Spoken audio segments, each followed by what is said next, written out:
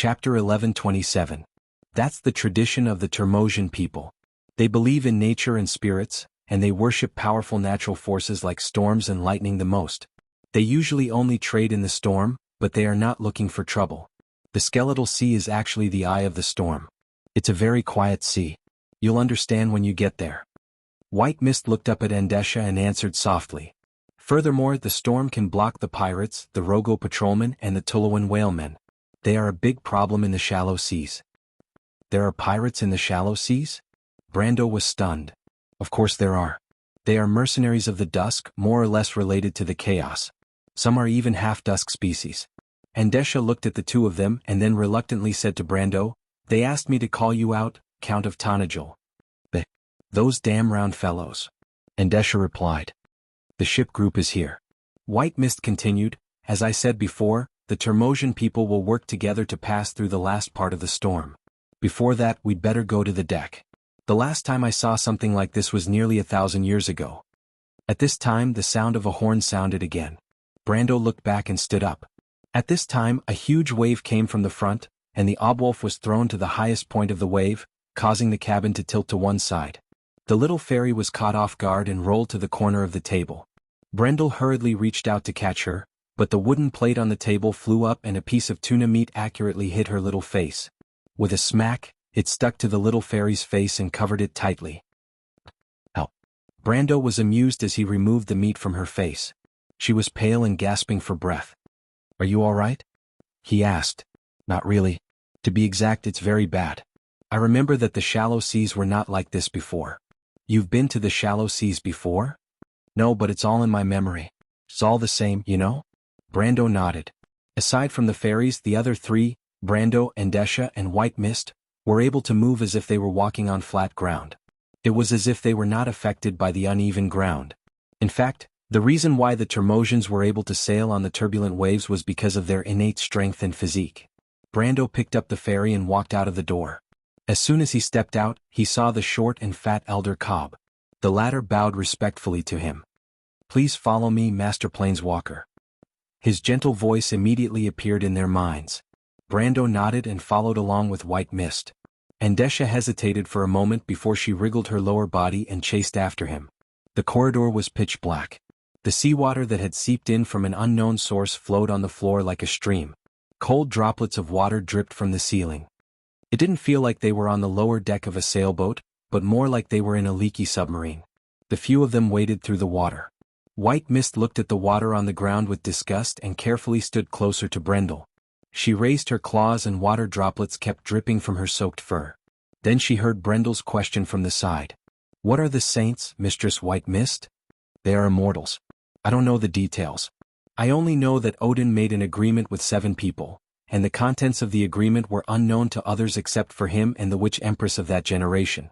After that, there were 7 absolute saints walking on the earth, and the only one that the world knows is Eloranta." She thought carefully as she spoke, then added, "But I suspect that the existence of the saints may be related to Odin's plan." "The Dark Dragon's plan?" Brando asked in a low voice. "I still vaguely remember some of the things that happened back then. Eloranta and the others were right. The 4 holy objects were indeed arranged by Odin. This was related to his agreement with Crystal and Blaze. In that era the gods went their separate ways. The Earth Legion, the Truth Society, and the Ring of Ashes were no longer as harmonious as when the Truth Parliament still existed. Everyone went their own way and the Myrnas also had their own plans. But the gods didn't care about it. They started to stay away from mortal affairs from that era. Crystal and Blaze seemed to have other plans, but their plans also came from the War Dragon. The gods used the magic network to contact Odin and sign the agreement with him. The descent of the 4 holy objects, especially the flaming blade Odorfice, was just one of the links. At that time, everyone was involved in this game, racing against time to prove that they were right. Odin knew more than anyone else. For example, the existence of the baby girl. At the end of the Empire, I often felt that he was very confused. He often thought about some problems alone. But what these problems were, perhaps only the Witch Empress knew. However, she never told anyone else. That was their common secret. White Mist shook her fur and water splashed out. She frowned and continued, "Then the Empire's beacon rose. A few of Su Yi's human students raised the flag of rebellion and opposed the Empire's rule everywhere. Then there was endless war and chaos. At first, Eloranta and the others were weak and were almost besieged by the Empire's army several times. But every time they turned danger into safety. It wasn't until the Bugas and the Silver Elves joined the war that the situation was reversed. Of course, before that, the Flame King Gretel's rebel army had already formed, but the Bugas' counterattack dealt a heavy blow to the Empire. From then on, the Empire began to go downhill. Did Odin show mercy? Brando asked. White Mist shook her head. No, he wouldn't joke about the fate of the Empire. Do you know what the Mardos symbolized in that era? It was the empire with the longest history established after the Azure Knight. It represented absolute correctness. Even the Dark Dragon had to respect the tradition and thick history behind this term. But maybe this is the will of fate. The lady sighed. At first, I hated these ungrateful people very much. I couldn't wait for that idiot to kill them all. But later, I also understood that being right for a while doesn't mean that it will always be right. Maybe the Myrnas really went astray. However, in every era, there will always be someone who will stand up to correct the mistakes of history. The divine people and the gods have already foreseen everything. It's just that everyone will have arrogance in their hearts. She paused for a moment. Brando, if one day you become the king of this world, you will too. You're joking. Brando shook his head. I've never thought of it that way, and I'm not that kind of person. You know, Lady White Mist, in fact, Her Royal Highness wants me to marry into the royal family and be the regent of Erewhon before Haruz grows up. But this doesn't suit me. White Mist looked at him with a little surprise. I thought you didn't know.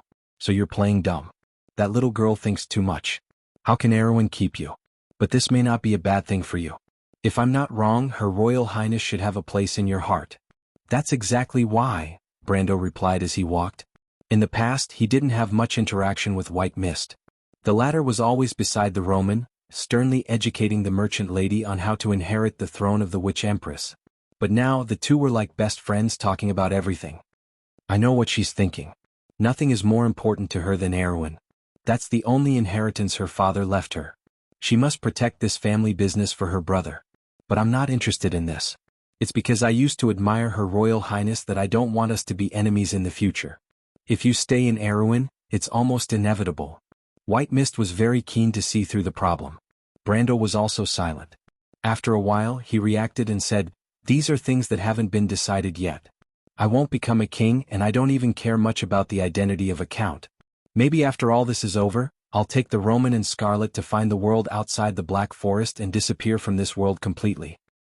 You're as naive as that person. White Mist laughed.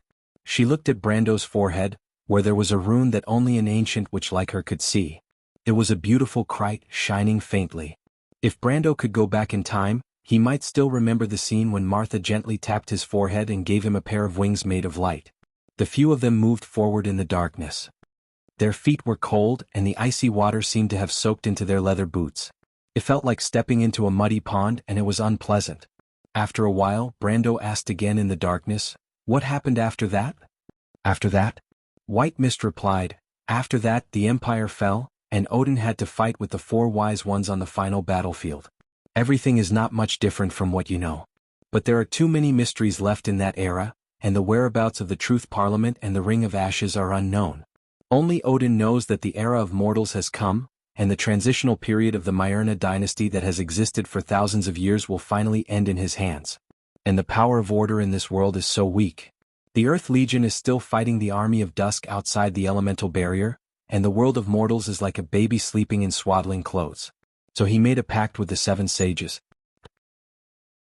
Chapter 11:28. Promise. White Mist nodded. Although we don't know the content of this promise, we can see some clues from Eloranta's performance today. The constant weakening of the power of order should be the plan set by the Truth Parliament, and this is also the reason for the mortal era. But the Truth Parliament, including Odin himself, is fond of the legend in the Pale poem. If a hero like the Azure Knight is born among the mortals, maybe he can decide the direction of the world's fate. Until the last moment, they still hope to return to the past when their parents still existed in this world. The chosen one is the Silver Queen? Brando asked. White Mist looked at him again. Maybe, maybe not.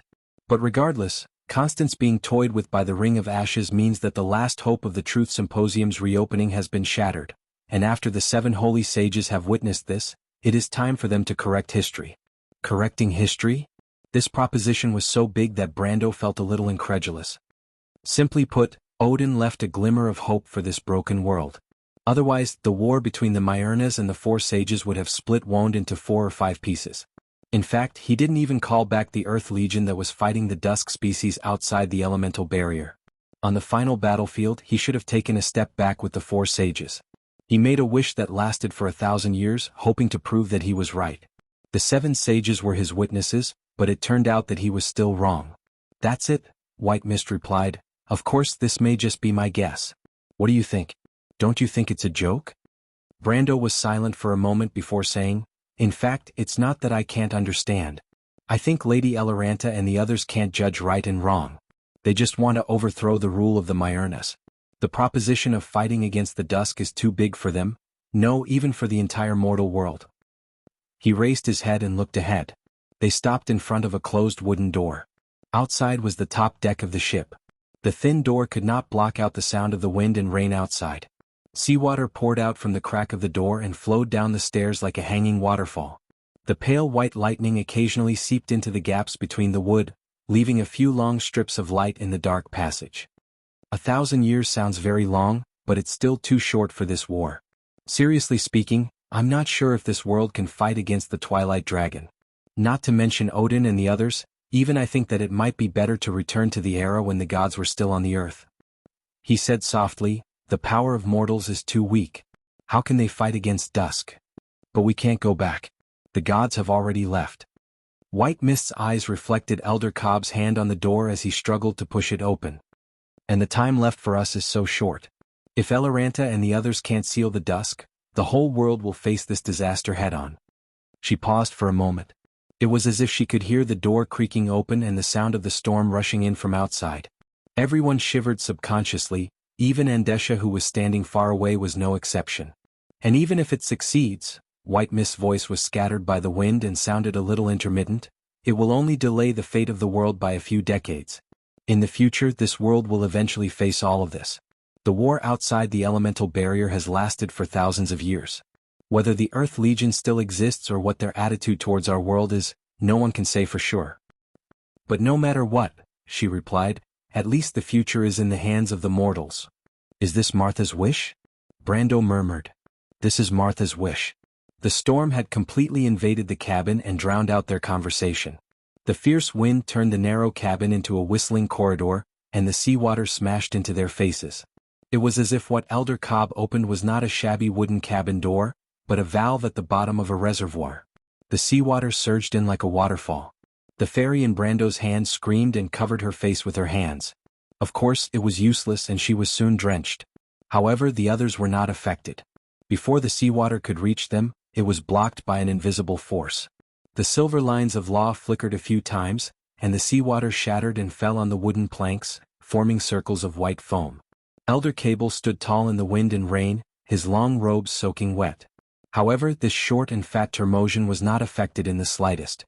He was as resolute as a statue. This was the nature of the people of the sea, guarding and conquering the sea. To them, this storm was no different from a summer afternoon shower. Brando heard the sound of horns coming from the front and back. It did not sound like the call of a human sailor, but more like a series of whistles in the heavy rain. Then he heard the long sound of a horn from afar.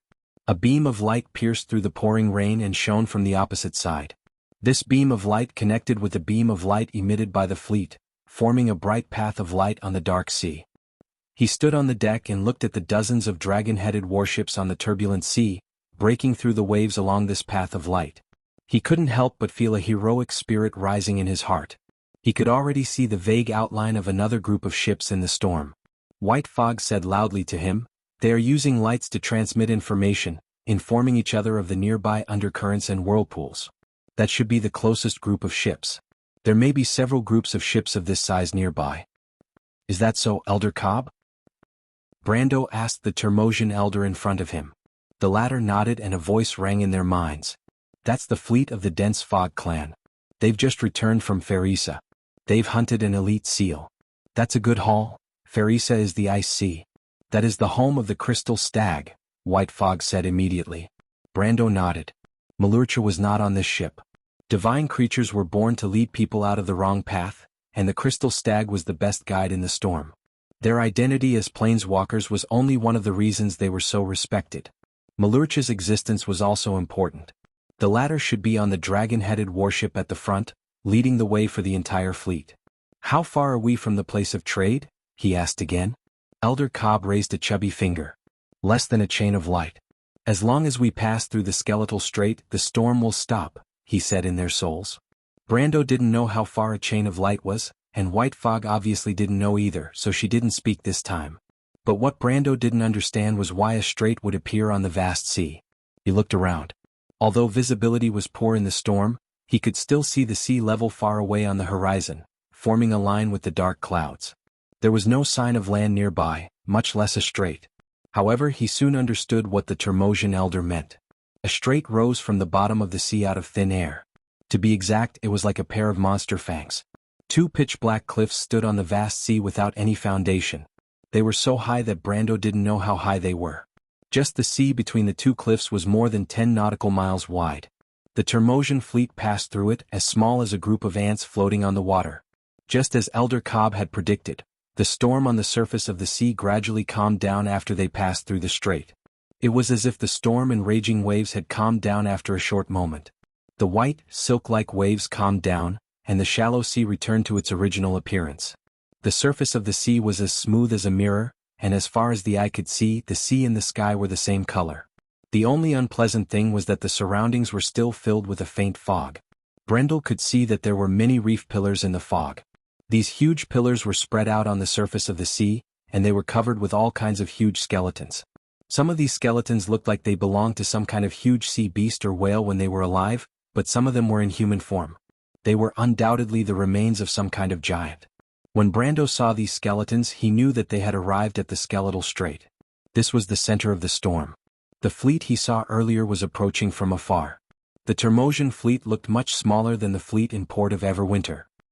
Although it also had a few large ships, there were much fewer dragon-headed warships on the periphery, and the flagship was far less spectacular than the one in port of Everwinter. The dense Fog Clan's fleet slowed down a few nautical miles away from the fleet, maintaining a speed that was almost parallel to the Everwinter Harbor's fleet. But soon, Brendel saw a warship with a dragon's head coming out from the fleet and closing in on them. When the dragon-headed warship came closer, Howren could see the crew clearly. It was very different from the crew of the port of Everwinter. There were very few sprites or other shallow-water natives on the ship. They were all Termosians, but their attire was slightly different from the Termosians in port of Everwinter. Except for one person who wore a long robe, the rest wore thick fur coats and had different tattoos on their bodies. Elder Cap pointed to the Termosian in the long robe and said, "That is the Elder of the Mist. They are very close to us. Miss Tata used to study in the Mist clan when she was young, and the Elder of the Mist was half her teacher." Brando nodded. Some knowledge could only be understood outside the home. This was the so-called travel 10,000 miles, read 10,000 books. The fairy knew so much about the shallow sea and was so knowledgeable. Other than being a saint, she must have been to many places when she was young. And for a student to be more capable than a teacher, this was nothing to a genius. P.S. Continue to ask for monthly votes. Chapter 1129. The Horn of Commendation. What's this? Brando asked as he placed his hand on a stone pillar carved with some kind of sea beast. In front of him was a light screen. This light screen appeared from the top of the stone pillar. It was almost the same as his system menu, but the color was slightly different. The system menu usually emitted a faint green light, but this one was entirely pale gold. There was a huge table on the screen, and from top to bottom, thousands of items were listed. Brando even saw rare items and equipment such as the Heart of Ice, the ancient Tethys furnace, the rune wooden ship of the wonderful ancients, and the Shadow Howl bracers. As for the less rare items such as the Heart of Ice, the elemental potion, and the essence of water, there were hundreds or even thousands of them. This was the trading method of the Termosian people. There were a total of 5 clans participating in this trade fair. They were the Dense Fog Clan, the Port of Everwinter, the ICC Clan, the Longtooth Clan, and the Sea Dwellers of Royas. Most of these clans just happened to pass by this route or were in the nearby sea area.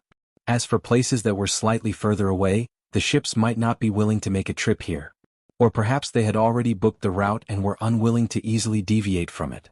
The pillar that Brando was standing on was the pillar of the Dense Fog Clan. Hearing his question, the Dense Fog Elder immediately replied, That is a flute made from the third tooth of a sharp seal. This creature has the ability to control water. This ability comes from its third elemental tooth. Using this tooth to make a flute can control the water element, and even increase one's affinity with the water element. Can I take a look at it? Brando asked again. Of course, respected planeswalker. Place your mind on the item on the disc and you will be able to see it in detail. Brando glanced at the table again, and couldn't help but be deeply shocked by the wealth that the Termosian people had collected. If the items on the list were real, they could easily build a country anywhere in Wonde. Not to mention a colossus like the Empire, but at least a small country like Erewhon wouldn't have any problems. He sorted out his thoughts and refocused his attention on the sharp seal bone flute. In fact, he was very interested in this thing because there was a sea blue water droplet symbol on the bone flute. This was the holy elemental seal that only the top water elemental items would have. If it was an ordinary top-level elemental magic item, the holy seal would only have half a drop of water. If it was a water elemental artifact, there would be several layers of blue ripples around the water droplet. The more blue ripples there were, the higher the grade of the artifact. The holy seal of this bone flute was a complete water droplet, but there were no ripples. This meant that it was a water elemental holy item that was second only to divine artifacts. In the game, it was the highest level of mythical items. Brando hadn't seen many pieces of such equipment even after transmigrating to this world, let alone in the game. His best equipment was only at the level of mythical equipment. Brando focused his mind on the bone flute. What appeared was not the illusion of the sharp seal bone flute, but as he expected, a familiar menu popped up in the system. Heaven's Order, Hofward's Horn of Commendation, Mythical A+, Defense +1, Bloodline +47, Willpower +35, Perception +22. Hofward's Golden Wine. When the wearer uses elemental power, Hofward's Valkyrie will collect golden liquid and store it in the horn. The wearer can raise the horn and drink the golden wine. Each sip of the wine will restore 35% of HP and increase strength by 12%. Lasts for 15 minutes. The horn can store 10 sips of wine. Full calcification. The wearer is blessed by the ancient Valkyrie. His skin and muscles are as tough as rocks. The wearer gains 25% physical damage immunity. Elemental affinity. Wind and water surround you. Water and air elemental affinity +10, fire and earth elemental affinity -5. There was a small poem engraved on the horn. Fathers God chose from the crowd, that was a soldier who drank freely and was brave and fearless. He and they, thunder and lightning, rode the wind and broke the waves. The ship floated at the bottom of the whirlpool, and on the waves, the warriors poured their cups and sang, pour the sweet wine into it. That was a soldier who drank generously and was brave and fearless. They brought back glittering gold and silver and jewels, asleep in the land of dreams, under Hofward's tree, the Valkyrie's commendation. Brando was shocked by the attributes. A plus mythical item. This was the highest level of mythical items. It was only a step away from being a demigod item. In fact, in the Amber Sword, there was no real difference between its price and the lowest demigod item. He finally calmed down and couldn't help but ask, "Is this also for exchange?" "You are free to choose any item on the disc, esteemed Sir Planeswalker," the Elder of the Mist replied.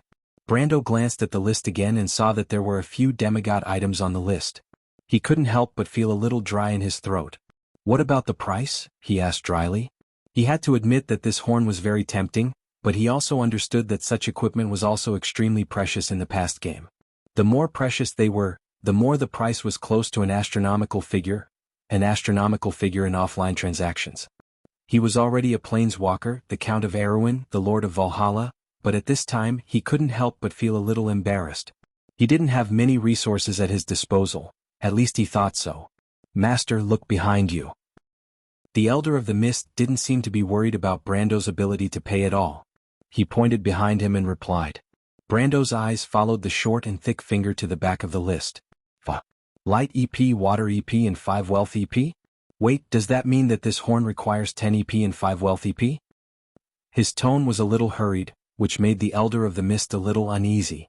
The latter hesitated for a moment before answering, "My Lord Planeswalker, do you think this price is too high?"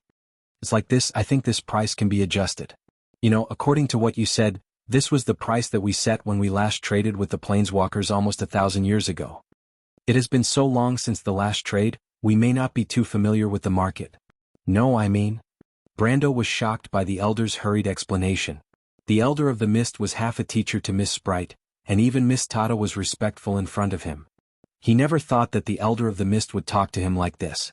But at this time, the white mist wagged its tail and walked to his feet. It gently scratched his trousers and then said to him telepathically, "Shh, don't talk. The power level and authority of the Planeswalkers is much higher than you think. Your power comes from the power of world creation. Every element and every resource you create is extra from this world. Mortals value the flow of material and wealth, but this is meaningless to the Termosai. They need increase, so the resources that the Planeswalkers have are unique to them." "You mean that the elements and wealth born from the land cards and resource cards are really created?" Brando asked in disbelief. "To be exact, it's creation," White Mist replied. "Planeswalkers are the creators of the world, so there's nothing strange about that. So you should understand now. Using so much creation power in exchange for a worthless horn, this is not a high price for them." "A worthless horn," Brando muttered to himself, and suddenly felt that his values and worldview had been damaged. He turned to the Elder of the Mist and said, "I want this horn. As for the specific exchange, you can decide." "No problem, Sir Planeswalker," the Elder of the Mist replied respectfully. Brando took the time to glance at his elemental pool. He still had 7 water and light elemental points, 14 wealth, and 7 reputation. He looked at the list with some reluctance. There were 2 lesser divine artifacts, Bow Elemental and Kargatha's Ornithopter, but the price was too high for him to bear.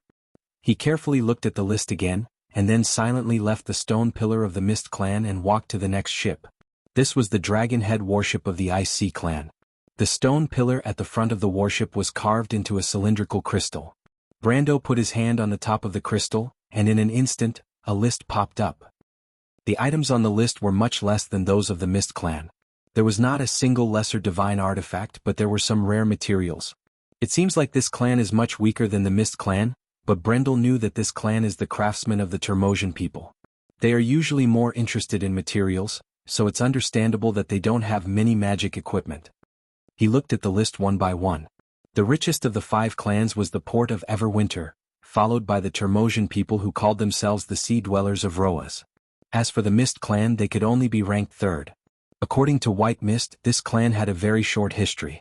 They had a tradition of hunting elite seals, which was why they could accumulate so much wealth so quickly. In the end, Brando exchanged for a belt called Rex Hide, from the Roas people's list. This was a rare piece of mythical equipment.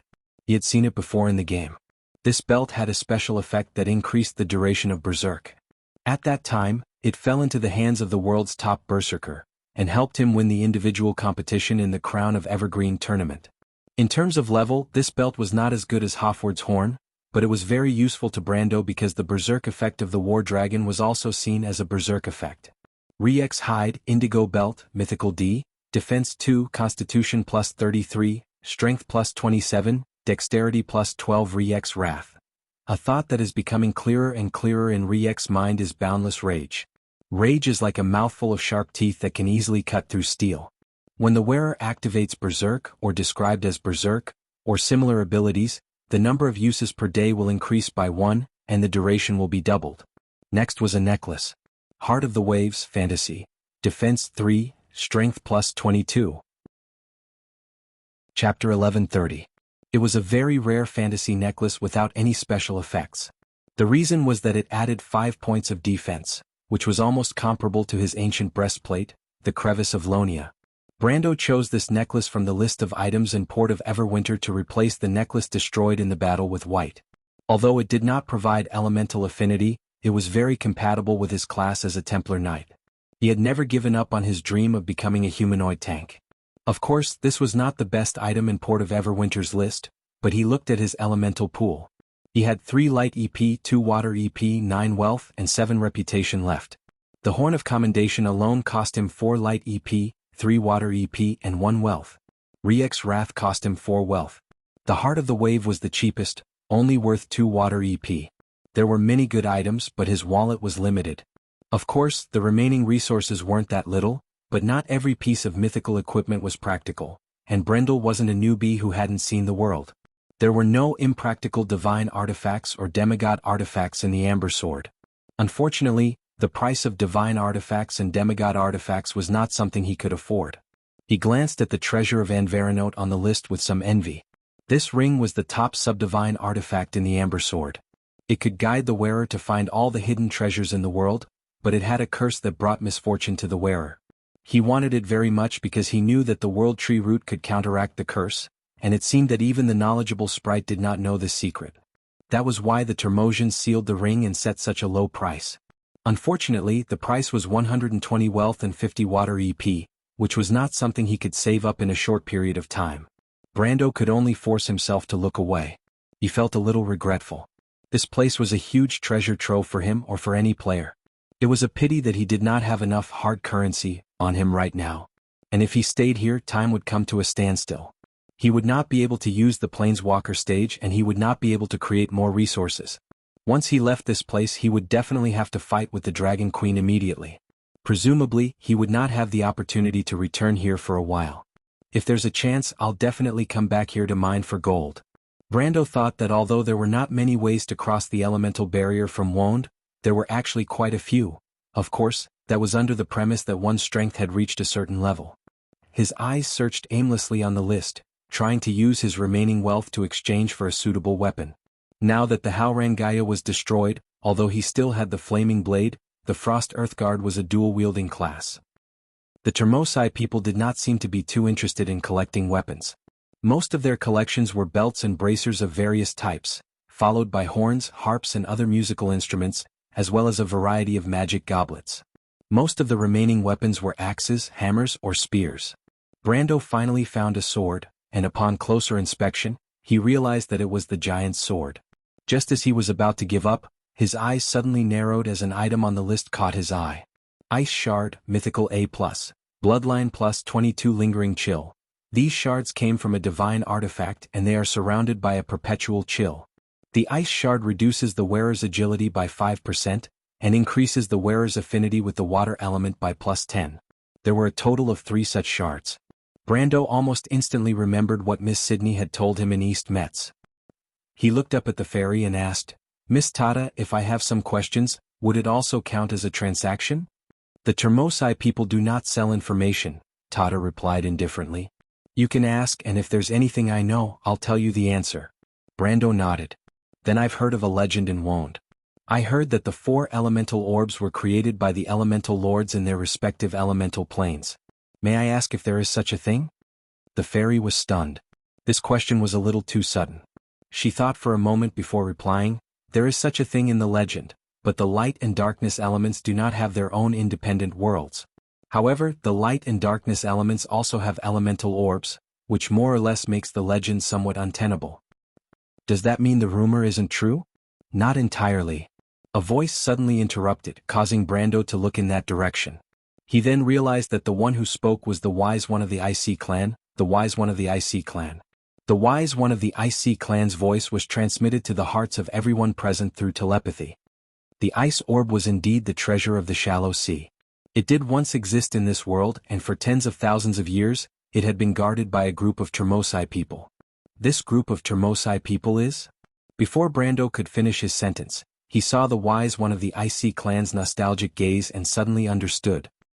He turned his gaze to the fairy, who nodded silently. Many years ago, about the 5th era, the ice orb had indeed been guarded by the IC clan for generations. Then why was it later forged into a sword? Brando asked. It was not forged into a sword. A second unfamiliar voice sounded above everyone's head. This was a very beautiful voice.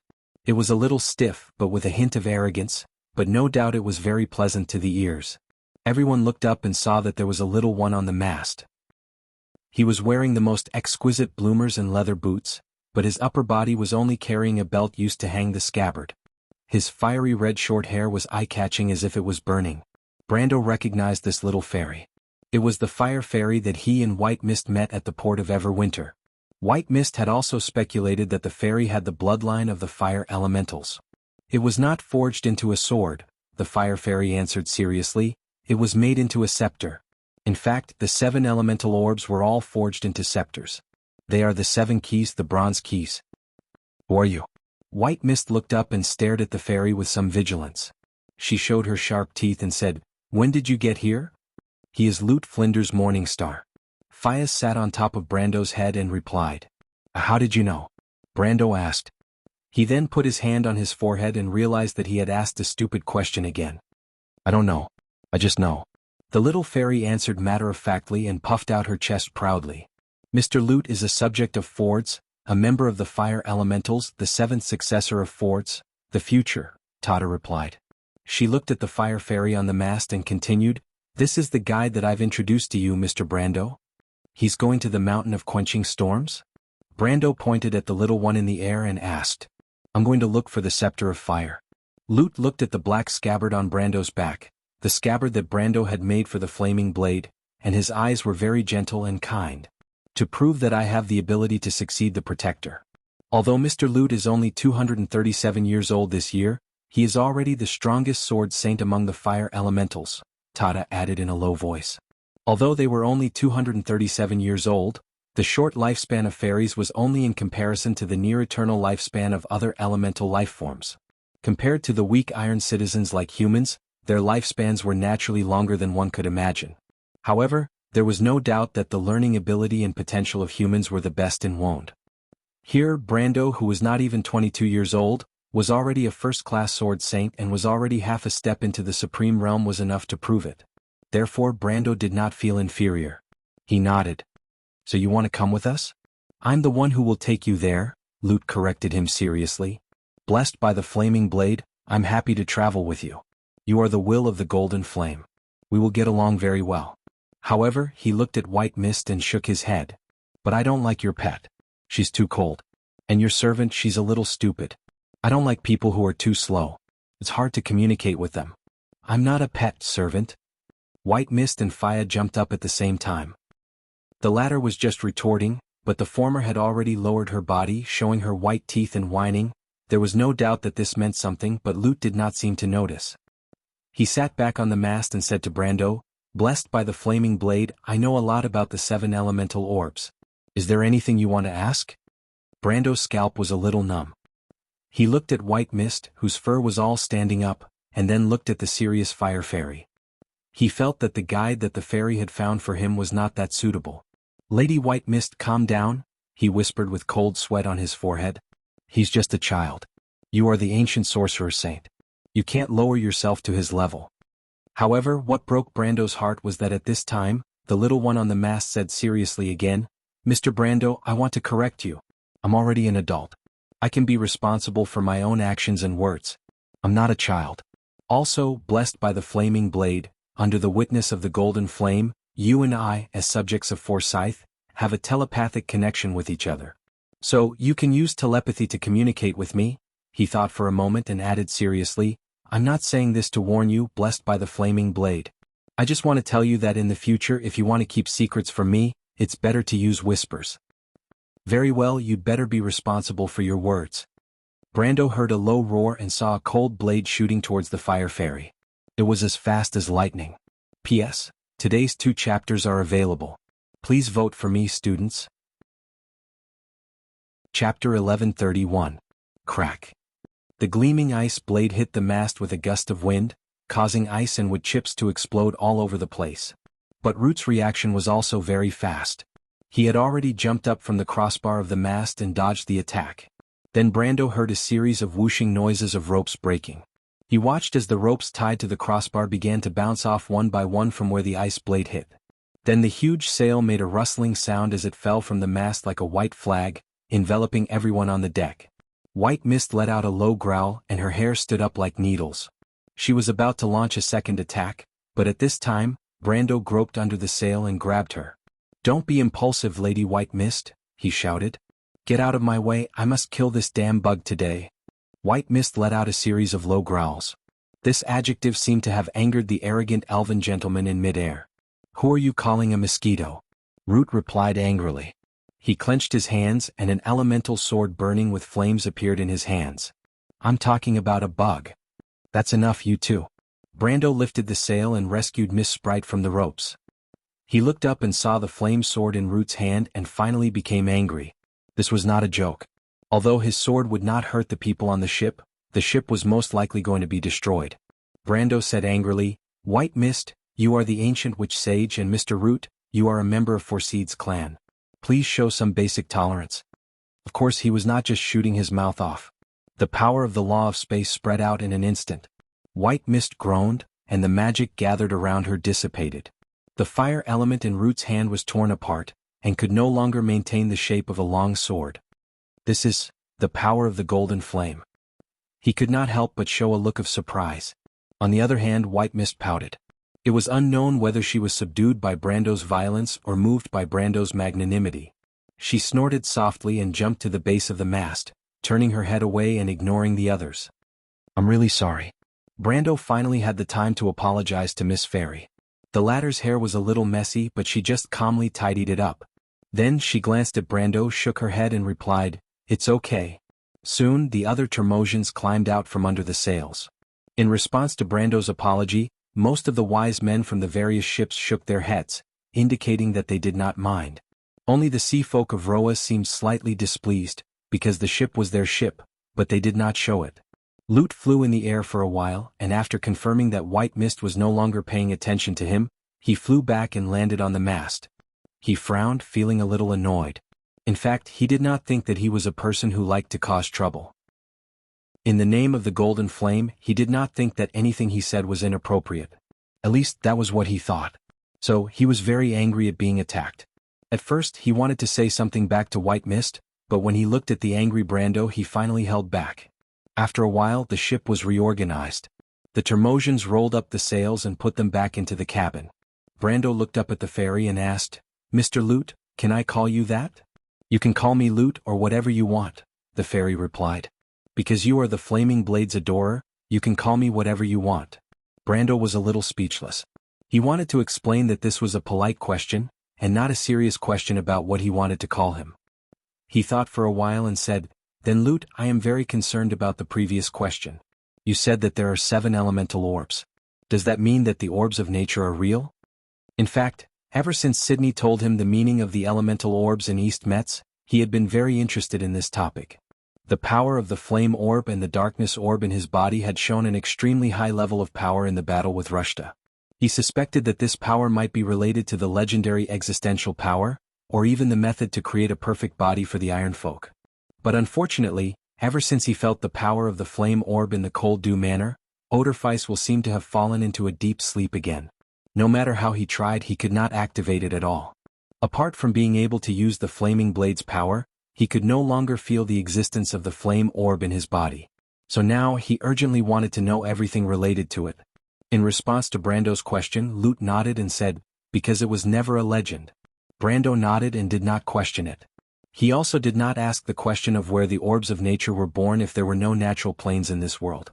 After all, such a question was even more nonsensical than asking fairies why they knew the names of their own kind. Although there were only 4 worlds within the elemental barrier, the mountain of ceasing storms, the stone pivot, the scorching river, and the shallow sea, light, darkness, and other natural elements all had their own places of abundance. In those worlds where the 3 elements originated, there was nothing strange about the existence and birth of the nature orb. "You said that they are keys?" Brando asked again, "But I have never heard of this before. What kind of keys are they, Lute?" "This is related to a secret. If it is not convenient," Brando quickly said, "we can skip this topic." "No," the sprite shook her head seriously, "I mean, although this is a secret, if Mr. Brando wants to know, I will tell you."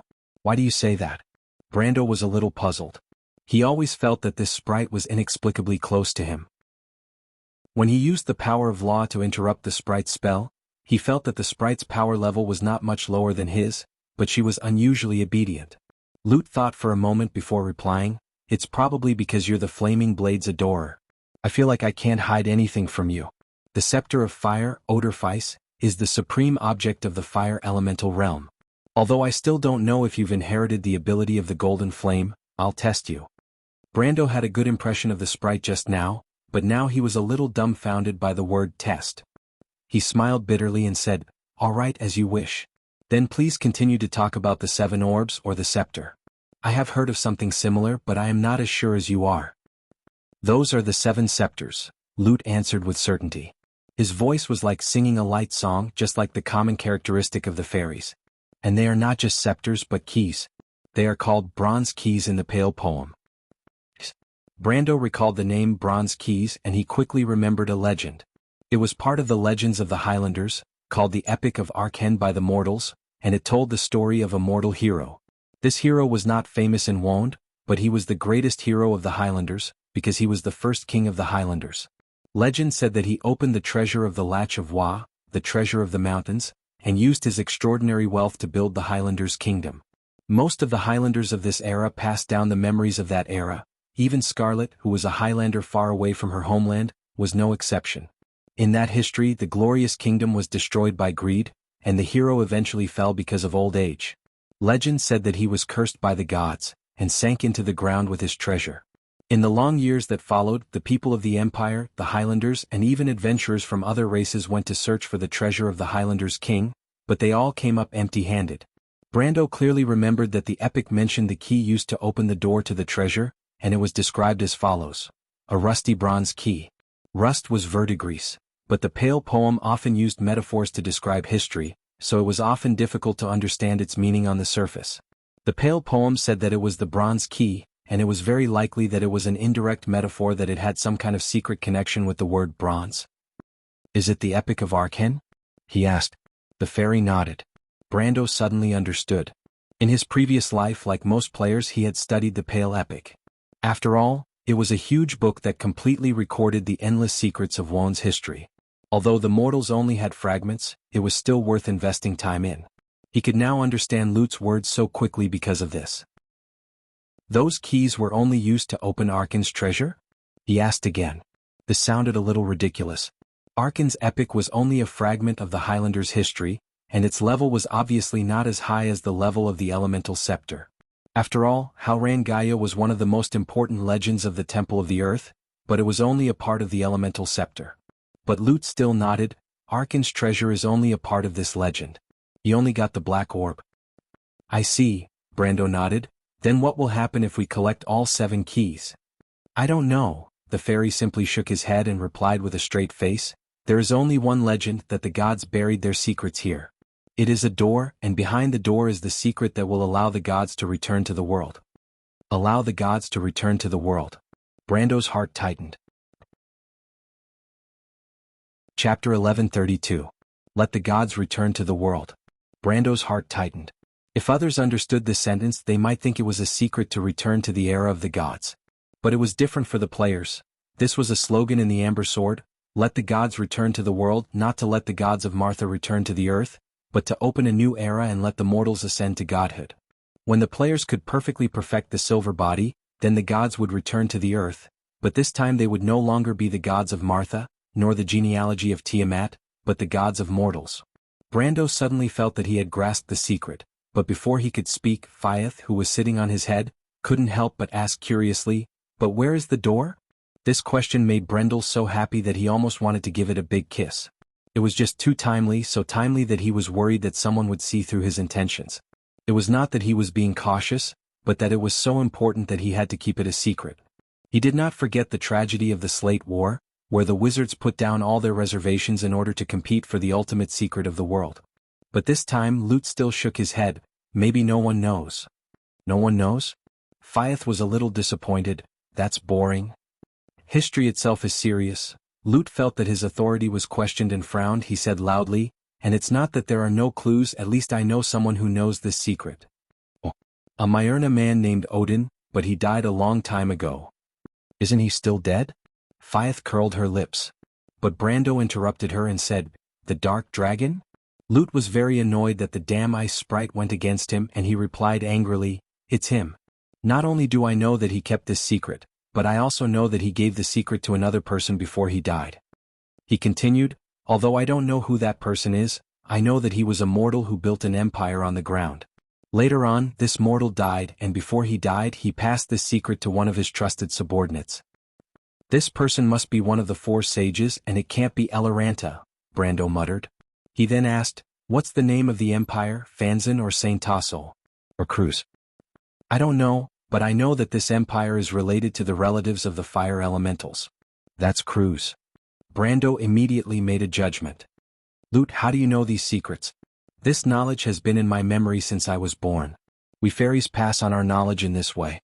If we know something, we know it. If we don't, we don't. If you ask me how I know, I can't tell you, but I know my memory won't lie to me.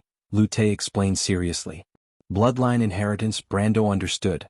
He asked again, what happened after that? Do you know who that subordinate is? I know this because the previous protector of Fords once summoned him. That human is called Venter. That was the first generation of the Kindred Knight. It is rumored that he disappeared, and his inheritance is incomplete in the Empire. A voice came from another ship. Brando turned around and saw Endesha appear in that direction. He frowned. He did not like this woman and did not want her to know these secrets. You can go below the cabin, he said to Endesha. Lady Endesha, when we reach the mountain of ceasing storms I will inform you. You don't have to worry that I will leave you behind, I still need you. This was an obvious threat, and Endesha also heard it. She gritted her teeth. But this time she did not compromise. She stood there and said, You will need me soon, Count. You had better let me stay. Brando looked at her silently and did not insist. He asked, And then Lute? Lute only looked at Endesha for a moment before he looked away in disinterest. He continued, I only know that after 4 elemental eras, this person's descendant left the Empire with this secret. 1 elemental era was 150 years. Brando silently calculated the time and suddenly asked, Where did this person go? I don't know. What about the direction? Lute shook his head. Brando frowned, but Endesha continued, He went to Erewhon. Brando suddenly turned around and looked at the woman. He went to Erewhon, Endesha continued. At that time that place was not called Erewhon. Erewhon is a foreign word in the Cruz language. At that time that place was called Valhalla, which is a word used by the mountain people. It means the resting place of heroes. Erewhon, the wise sage of the frozen sea of the Termosian people, ruminated over this word and suddenly said, I think I've heard this word somewhere. It's not a noun, Miss Tata shook her head. It's an adjective that means solemn and sacred. It's usually used in sacred places like burial grounds or temples. She paused for a moment before continuing, This is the language of the Matatanians. The language of the Matatanians. Brando subconsciously repeated. It is indeed the language of the Matatanians. They were the first generation of planeswalkers in Wond. The pixie lady confirmed. Although I've never come into contact with these great entities, I have memories of their language and knowledge, the language of the Matatanians, the language of the planeswalkers. Brando repeated. He could only feel his heart pounding. In fact, the players in the Amber Sword had always known that Erewhon was a foreign word in the Cruz language, but they did not know which language it came from, nor did they know what it meant. But today he finally understood that it was a word from the Matatanian language. It meant sacred. And the Matatanians were planeswalkers. This name was given by the late King Eric, but the late King Eric was definitely not a planeswalker, and there was no record of him using the power of a planeswalker. He was not even a wizard, nor was he an elementalist, even though he was on good terms with the Silver Wizards of Buga. The name Erewhon actually hid such a huge secret. Brando felt dizzy. He suddenly realized that perhaps the name was not given by the late King Eric. If the latter left the Empire with the secret of the Flame King, then as the descendant of Venter, he must have some kind of mission. This mission may not be as simple as just establishing Erewhon. Why did the late King Eric take a part of the Holy Sword Odysseus when he left Cruz? Was it just to represent the will of the Golden Flame to resist the oppression and decay of the Empire? And he always understood that the Holy Sword Odysseus was actually the Flame Scepter. For some reason, Brando suddenly remembered a lot of things for a moment. Erewhon's many relics of the saints, the many underground ruins and even the many top-level dungeons in the game, and the azure lance buried under Ampere Seal. And Ekis sleeping in the loop of trade winds and Valhalla. And the chronometer under Tonagel, and the crystal that sealed the Witch Queen. All of these were concentrated in Erewhon's small territory. He inexplicably recalled what happened when he returned to Bragg's for the second time. He remembered his strange meeting with Viscount Turst, and the things that he saw at that time were between the lost names and ghosts. He faintly felt that the secret that the other party wanted to tell him at that time might be right in front of him now. There may be a great secret behind the name Erewhon. What do you know? Brando suddenly understood what Endesha said before and asked coldly, Madame Endesha. About as you guessed, Endesha replied, Count, the existence of Erewhon is very special. Not only do we know this but they also know this. Brando knew that the they she was talking about was actually All for One. Is this why you are so active in Erewhon? More or less, that's just one of the reasons, Endesha answered quickly. We are active there, sometimes not to subvert but to find this secret. In fact, they are much faster than us in this regard. You should know that they have infiltrated the nobles. Brando did not care about what would happen to All for One, he only asked, "What is the secret?" Andesha shook her head. "Who knows, maybe the Bugas will know better. They have many observation points in Erewhon, and there is a floating city of the Silver Folk north and south of Erewhon. The meaning of their surveillance is self-evident. And they began to get involved in all aspects of the kingdom at the beginning of Erewhon's establishment, and there are even their descendants in Karsu. You mean the Wizards of the Tower and the Bugas also know about this secret?" Andesha nodded. Brando frowned. He did not expect there to be such a relationship, but the Shire should know about the composition of the Wizards of the Tower, but he had never told him about this. The conversation between the two was fast and urgent, and the others around them were silent. "You have been operating there for hundreds of years and in the end you have nothing?" "It's not that we have nothing. We guessed that there was something sealed under Erewhon. We found an entrance in Yenbao, and All for One found an entrance in a wreck in Brags." "Yenbao?" Brando's mind suddenly flashed with Dilfrey's face, and he recalled everything that happened in Ampere Seal, the crystallization disease. The term flashed through his mind. Chapter 1133. If I'm not wrong, Arek's entrance is in the underground city of Alto? The underground city of Alto was the largest underground ruin in all of Erewhon in the Amber Sword. It was an open map divided into 7 floors, and the area below the 7th floor was ruled by a distorted will, which was said to be the will of the evil god Andonio. But as someone who came from the era after the year of the astrologer, he knew that there was a seal of time below, and it was said to be a new dungeon that would be opened after the end of the War of the Slate. Andesha nodded. "Then what about Braggs's entrance?" Brando asked again. "It's in a legendary holy relic near Fortress Reeden, but no one has ever seen it before. Around the year of the croaking frogs, there were strong magic ripples that seeped out from under Braggs, and that was how All for One detected it and calculated it." "The year of the croaking frogs, is it referring to Braggs's catacombs disaster?" Brando immediately asked. If he didn't remember wrongly, the history of Bruglaz's great catacombs started from this disaster. "So, it's also All for One who led Braggs's government to clean up the undead in the catacombs?" He suddenly realized. Andesha nodded again. Brando thought of Madara again. Bramante's Black Rose invaded Erewhon, but only claimed Butchie. Was their goal also the holy relic? He couldn't help but feel suspicious. In real history, All for One only began to collude with Duke Arek after the War of the Black Rose. If it was understood that after losing Braggs's entrance, they turned to seek Duke Arek's support, it didn't seem unreasonable. What kind of secret is hidden beneath Aween? Why would so many factions want to find out about it? Brendel thought to himself as he tapped his forehead. What kind of secret is hidden beneath Aween? Why would so many factions want to know about it? It was really puzzling. "Are there only 3 entrances?" he asked.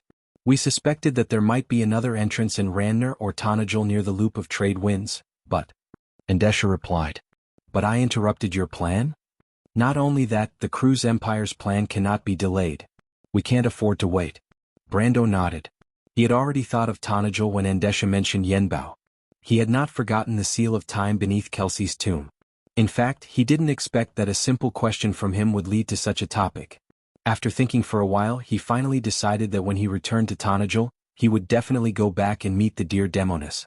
If possible, he even wanted to enter the seal to take a look. He had a vague feeling that there might be some problems here. But before that, he looked at Andesha and asked, "Aren't you afraid of being punished for telling me this?"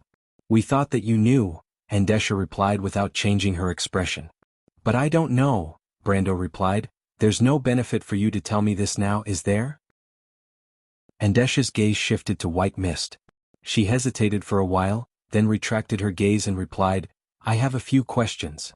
Brando looked at her warily, taking in all her small movements. He replied, "Is this what you want in exchange?" "I can guarantee that my questions will not harm your interests, Count Andesha." "I can't guarantee that," Brando shook his head. "Do you still think that you're trustworthy, Andesha?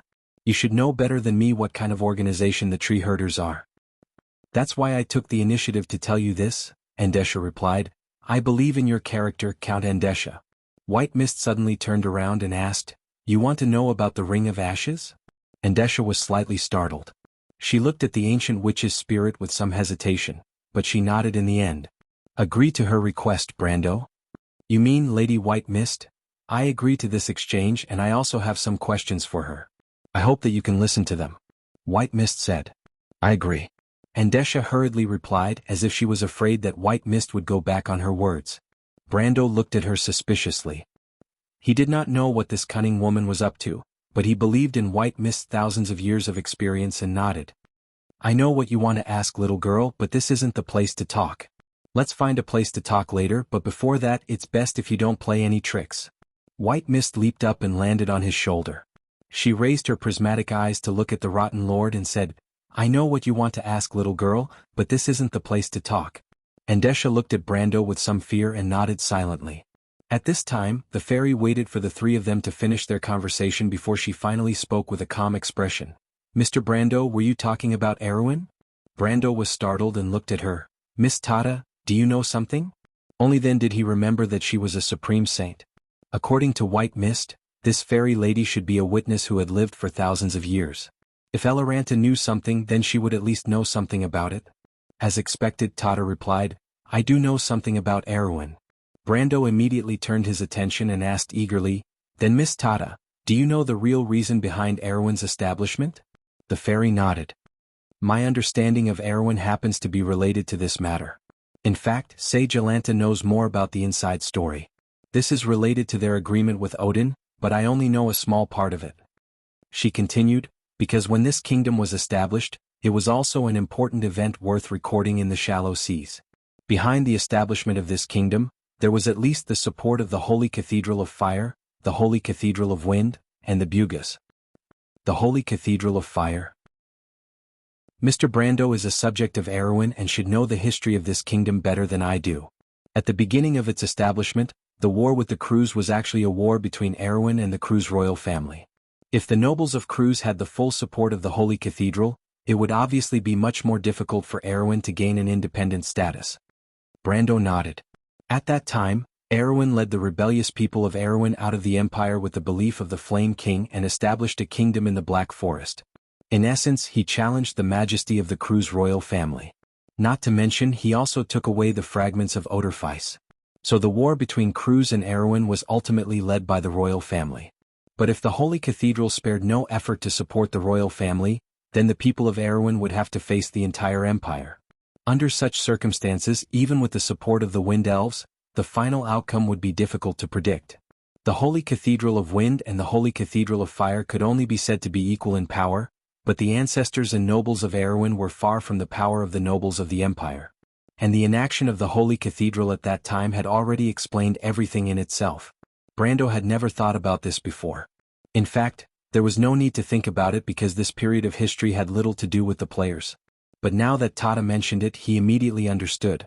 Seeing that he understood what she meant, Tata continued, the Holy Cathedral of Fire made their stance clear, the Wind Elves spared no effort to stand on the side of Erwin, and with the secret help of the Bugas, Erwin was able to be established. But why did they do that? When the Empire lost the war, shouldn't it be the prestige of the Holy Cathedral that was damaged? Faya asked again with a puzzled look. For a lady of the fairies, she did not care about the atmosphere or the occasion. If she was curious, she would ask. This was their etiquette. At this time, Brando understood. Without waiting for Tata to answer, he took the initiative to explain. So after the war, Erwin was still a country that believed in the path of the Golden Flames and did not lean towards the faith of Saint Tassel. I have been neglecting this point. Is this some kind of compromise, Miss Tata? Tata shook her head. I don't know much about human politics. Maybe it is. But I don't quite understand, Brando interrupted. What is the motive of the Holy Cathedral of Fire? It is to bring the holy sword Odorfice out of Crews, Tata replied with certainty. To bring the holy sword Odorfice out of Crews? What? Because before Lord Odin died, he told the four wise ones that the mortal kingdom would eventually decay and fall, and history would repeat itself.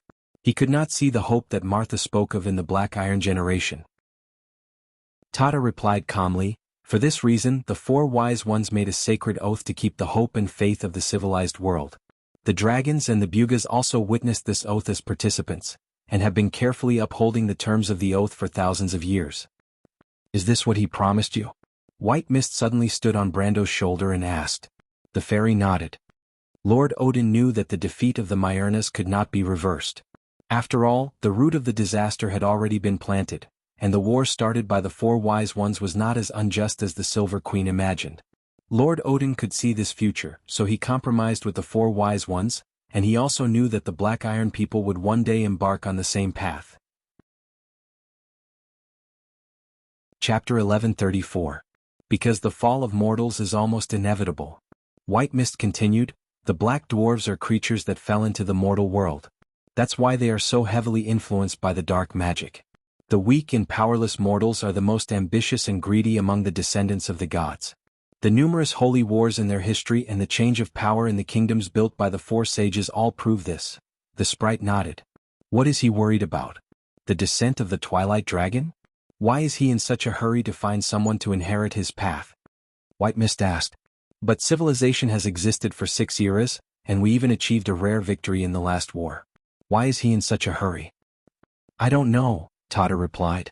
Maybe it has something to do with the war outside the elemental barrier, or maybe it has something to do with Lady Martha's oracle.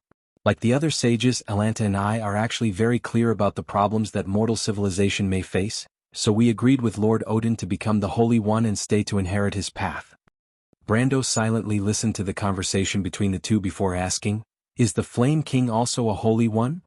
Lord Flame King is not, Tata replied.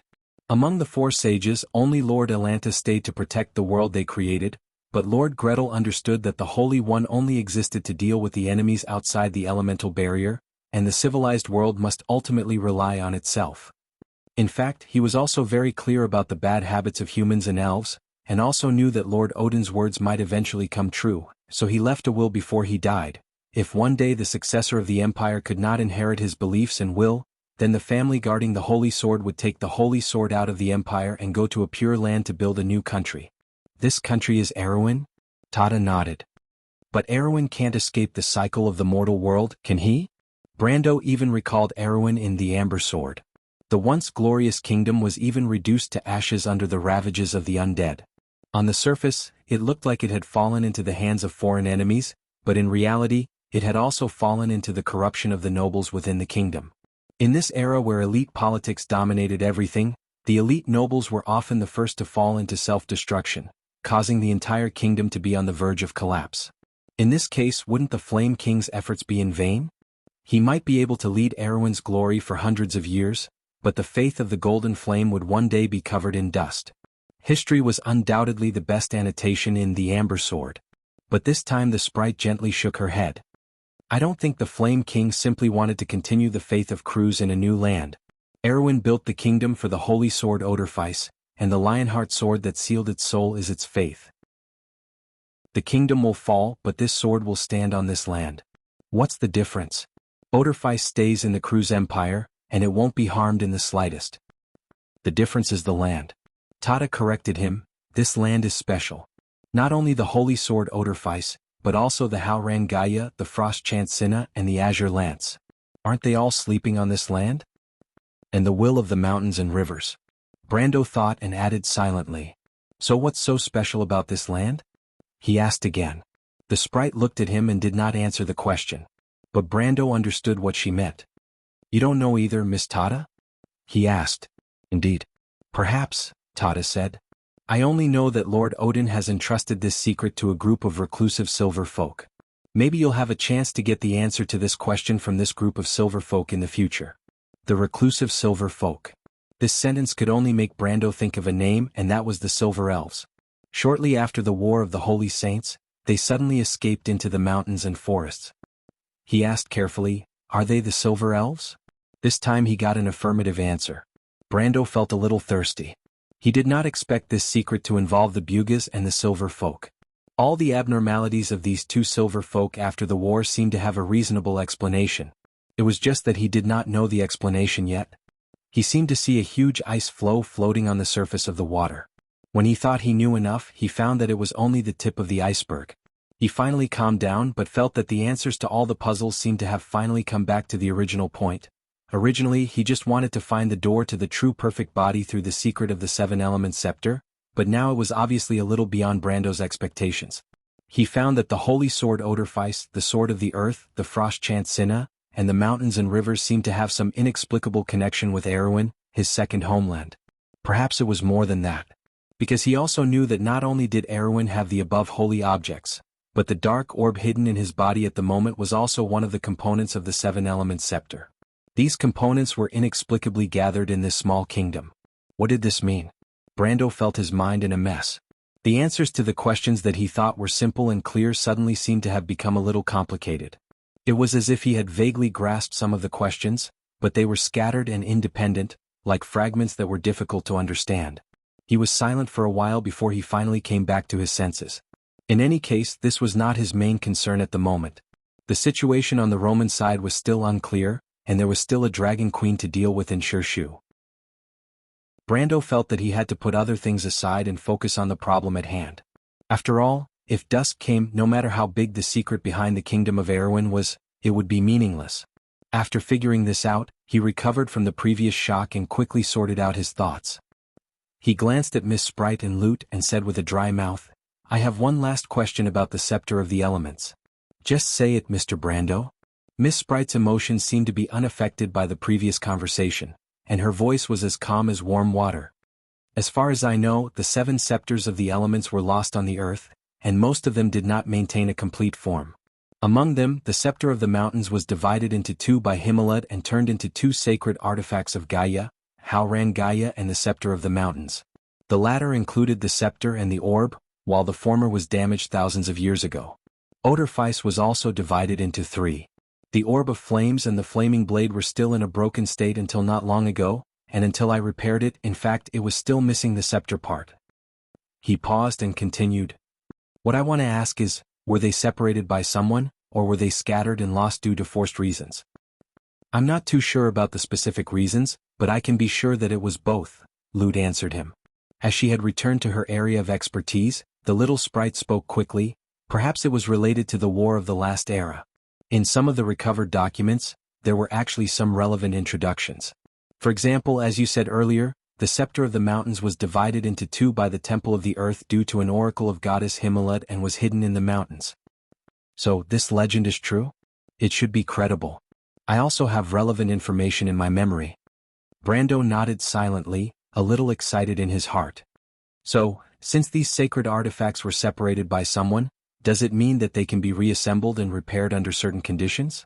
Maybe, but it's difficult, Miss Sprite said. Mr. Brando, didn't you also repair the holy sword Odorfice? That being said, Brando actually did not want to hear the answer because repairing the holy sword Odorfice was not so much a repair, but a recasting. After he got the approval of the Orb of Flames and the Golden Flame, he recast the precepts of the sword. But this kind of thing was too illusory, and in the Amber Sword, there was a saying that the divine artifact and the player were compatible.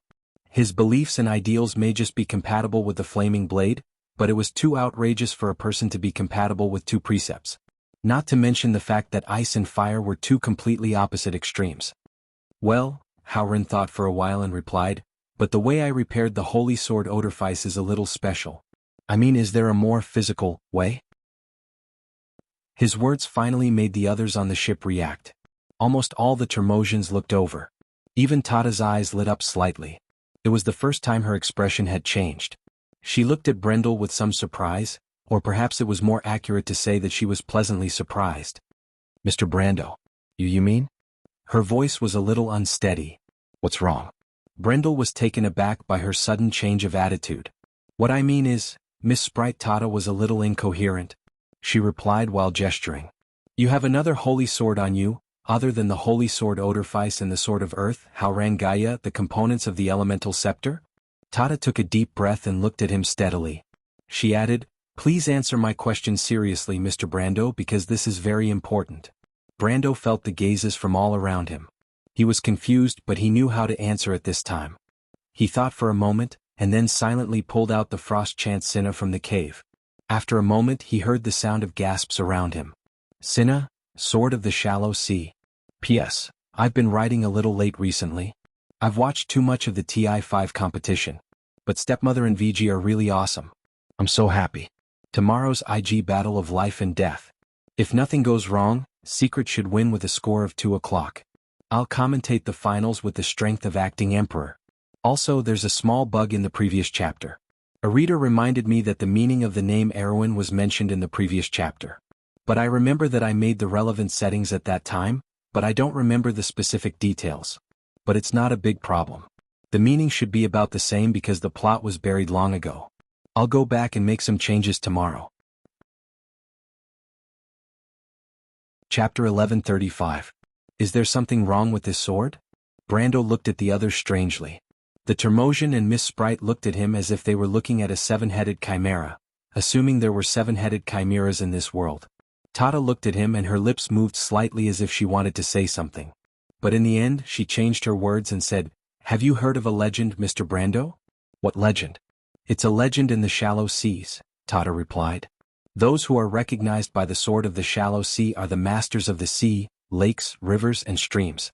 They are the king of the shallow seas." "What do you mean?" "In fact, there is also such a legend in the fire elemental plane." At this time Lute interrupted. He looked at everyone condescendingly and said with his arms crossed, "The sacred sword Odorfice is the blade of the king and the blessed of the flaming blade. If you are recognized by the golden flame, you are the destined leader of all fire elements. We will have to follow the ancient oath and follow by your side. There is also the sword of earth, Haurangaya," Tata said. "Even today, among the dwarves and lion men, there is a legend that the wielder of this sword is the king of the earth." Brando's heart skipped a beat. Perhaps this should be the quest chain related to these sacred swords and the elemental scepter, if it was in the game. He looked at the scabbard of Odorfice behind him and raised his head to ask, "How can I be recognized by the golden flame?" "I repaired Odorfice. Does that count as being recognized by it?" "You are the blessed of the flaming blade. You already have the qualifications to inherit the will of the golden flame. However, there are many people who have such qualifications in history, but in fact, the only one who has really reached that step is your so-called Flame King." Lute sat on the mast, swinging his legs as he replied, "If Odorfice is willing to acknowledge you, then you should come with me to search for the Flame Scepter. You still have Frost Chant Xena, so you might be able to succeed." "What does this have to do with Frost Singer Cinna?" Brando was confused. Lute shook his head. "I don't know either, but I do know that they are related. I only know that you have the Frost Singer Cinna and the Flaming Blade, so you must be a very special person. It's impossible for an ordinary person to obtain them at the same time. If I remember correctly, Mr. Brando should still have the Haurangaya," Tata said. "The Elven Queen told me about it." Lute suddenly shut his mouth and looked at Brando with a very special gaze. Brando also heard a few gasps of surprise in his mind. At the same time, he felt that the Termosians around him were looking at him strangely. Although they had no facial features, Brando could clearly feel it. He also heard some whispers such as, "Is it him? Martha," and "Dark Prophecy." Brando did not know what was going on, but he quickly explained, "There is no Haurangaya anymore, Miss Tata. I used it to open the door to the elemental barrier. After that, it disintegrated and turned into dust." When he mentioned this matter, his tone was a little sad. After all, Haurangaya had been with him for the longest time. However, Haurangaya was in a damaged state. It was too difficult to let it use the key of Gaia to connect the prime material plane and the elemental barrier. It was expected that it would disintegrate because it could not withstand the power of the law. At that time, in order to catch up with the Dragon Queen, he did not have much choice. Besides, the divine artifact had its own will, and Haurangaya also agreed with his choice at that time. "What?" Tata was so surprised that she seemed to wake up from her lethargic state. "Mr. Brando, what did you say?" "I mean, Haurangaya may no longer exist in this world, Miss Tata." Brando thought that the fairy lady was going to settle the score with him. After all, although Frost Chant Cinna was the holy sword of the shallow sea, Haurangaya was also an elemental treasure. Who knew if the natives of the elemental world shared the same faith? He quickly apologized. "I'm sorry, I didn't have much choice at that time." "Impossible," Tata replied flatly. "Haurangaya is the foundation of the elemental plane of Earth. It coexists with the stone pivot. How can it be destroyed?" "But it did disintegrate into dust. And Haurangaya and Cinna were damaged before?" Brando asked in confusion. "Elemental holy artifacts are immortal and coexist with the shallow sea. Haurangaya is the same. They may fall into a deep sleep in a certain century, but it is impossible for them to disappear completely. So Haurangaya has temporarily fallen into a deep sleep because it has exhausted its magic power." "No, wait," Tata interrupted him. The fairy lady frowned slightly. "Let me think. There must be something missing. Haurangaya has just found a new successor. It can't seal itself again so quickly." She glanced at Brendel, her eyes bright and piercing. Mr. Brando, you said that you used it to open the door to the elemental barrier. After that, it disintegrated and turned into dust? Brando nodded. The fairy lady took a deep breath and her small chest rose and fell slightly. Mr. Brando, can you raise your right hand? Brando was a little surprised by this request. But he had some understanding of Tada's character. If Fyeth asked him to raise his hand, he would most likely ignore it. But the fairy lady would not ask without thinking, so he raised his right hand. The fairy lady read the rune that represented the meaning of the earth. Then Brando saw a magical scene. He saw an emblem appear on the back of his hand. The emblem was a bit like the symbol of the United Nations he saw in his previous life. But it was not the olive leaf that symbolized peace that surrounded the earth, but two giant dragons, one black and one white. Brando knew the names of the two dragons. The white dragon was the incarnation of Martha, and the black dragon symbolized the dusk of chaos. They were opposite to each other, but they gave birth to everything in this world. Even if it was a world of order, it was still born from chaos. This was the symbol of Gaia.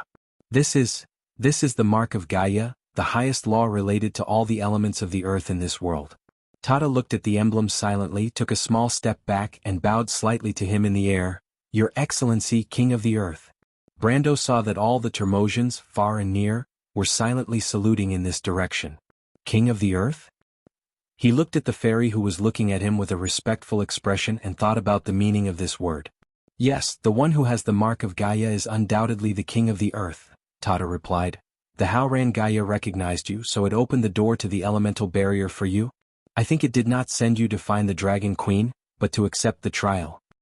Trial? Yes, but it's a bit strange, Tada said to herself. How can the broken Howran Gaia give full authority? Haven't the orb of the earth and the scepter been separated from it long ago? Brando was speechless when he heard the fairies muttering. Even if he was stupid, he should know what happened. The mountain's will was in his hands, and at that time, there was no doubt that Howran Gaia had activated all the authority. So, in fact, it did not disintegrate by itself, but it gave its authority and law to him. Brando was actually very familiar with this state because the way it operated was very similar to another thing, the war slate. So, in fact, the elemental scepter itself should be a product of inheritance and authority? He looked back at White Mist, and only then did he remember what she said in front of the door made of Howran Gaia's fragments before entering the elemental barrier. The Howran Gaia has recognized you. Feel its law well, maybe one day you can really become the king of the earth. You already knew, Lady White Mist? The ancient witch's spirit lay on his shoulder, her eyes were full of slyness. I never say superfluous words. You will understand this when you have been with me for a long time. So, what does king of the earth mean? That is not a metaphor but a true king. And this is not one of those mortal monarchs who think highly of themselves, but a true sage of the ancients, a sage king who can lead civilization out of ignorance and darkness. White Mist looked at him and answered word by word, because Howran Gaia recognizes you, the meaning of the scepter of the earth is protection. Because the belief in your heart matches the law it represents, it will recognize you as being able to protect the people and countries, and have the qualifications to become the sage king who protects the civilization. Just like the flaming blade recognized Gretel, because only those who understand the true meaning of the path of the golden flames can understand the preciousness of the spirit of resistance. Only Gretel can lead the Cruz people to defeat the Mardos Empire, and be the cornerstone of the next era. He is the Flame King, the Sage King of the Ancients. There was a hint of ridicule in White Mist's eyes. But there is something more interesting. For example? White Mist smiled mysteriously and said, you can also understand the path of the golden flames and understand the true meaning of the spirit of resistance represented by Odorfice, so the flaming blade also recognizes you, your performance in the deadly frost forest, your compassion and benevolence towards others just happen to match the benevolent wisdom that Cinna represents.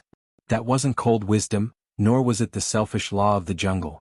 Instead, it was the benevolence that those who establish order must have, the compassion towards the weak. Because of that, you also obtain Cinna's goodwill. Chapter 1136. I still don't quite understand. Brando asked, what does that mean? Means a lot. You'll understand very soon. White Mist said, first of all, it means that you're the one chosen by the three scepters. You're the only one in history. Do you know who was the last person to be recognized by two holy swords at the same time? Brando thought for a while and thought of a person. This person had also used the wind elemental holy sword as a key to open the door to the mountain of ceasing storms. He had also obtained the 3 holy artifacts of Gaia, the sword of earth, Hauran Gaia, the will of the mountains and rivers, and the holy spear of heaven. This person was the Knight of Azure. History did not mention which wind elemental holy sword the Knight of Azure used, but it should at least be an elemental holy sword. Otherwise, it would be impossible to open the Gate of Two Worlds. Later on, he obtained the 3 holy artifacts of the Holy Temple of Earth. Among them, the Holy Spear of Heaven was a divine artifact of a higher level than Hauran Gaia. If he had not obtained the recognition of the Seal of Gaia, how could he have taken it away? "You're the Knight of Azure?" he asked tentatively. "You're quick to react." White Mist smiled and said, "You're indeed the Knight of Azure. After all, only people who pursue independence and freedom like the wind and are recognized by the Sword of Earth can ultimately protect this world and bring an era of mortals to wound. That's the beginning of the gods no longer interfering with the fate of mortals. Lord White Mist, aren't you exaggerating a little too much by comparing me to an Azure Knight?" Brando could not believe it himself and hurriedly shook his head. He had read about the legend of the Knight of Azure in countless myths and documents.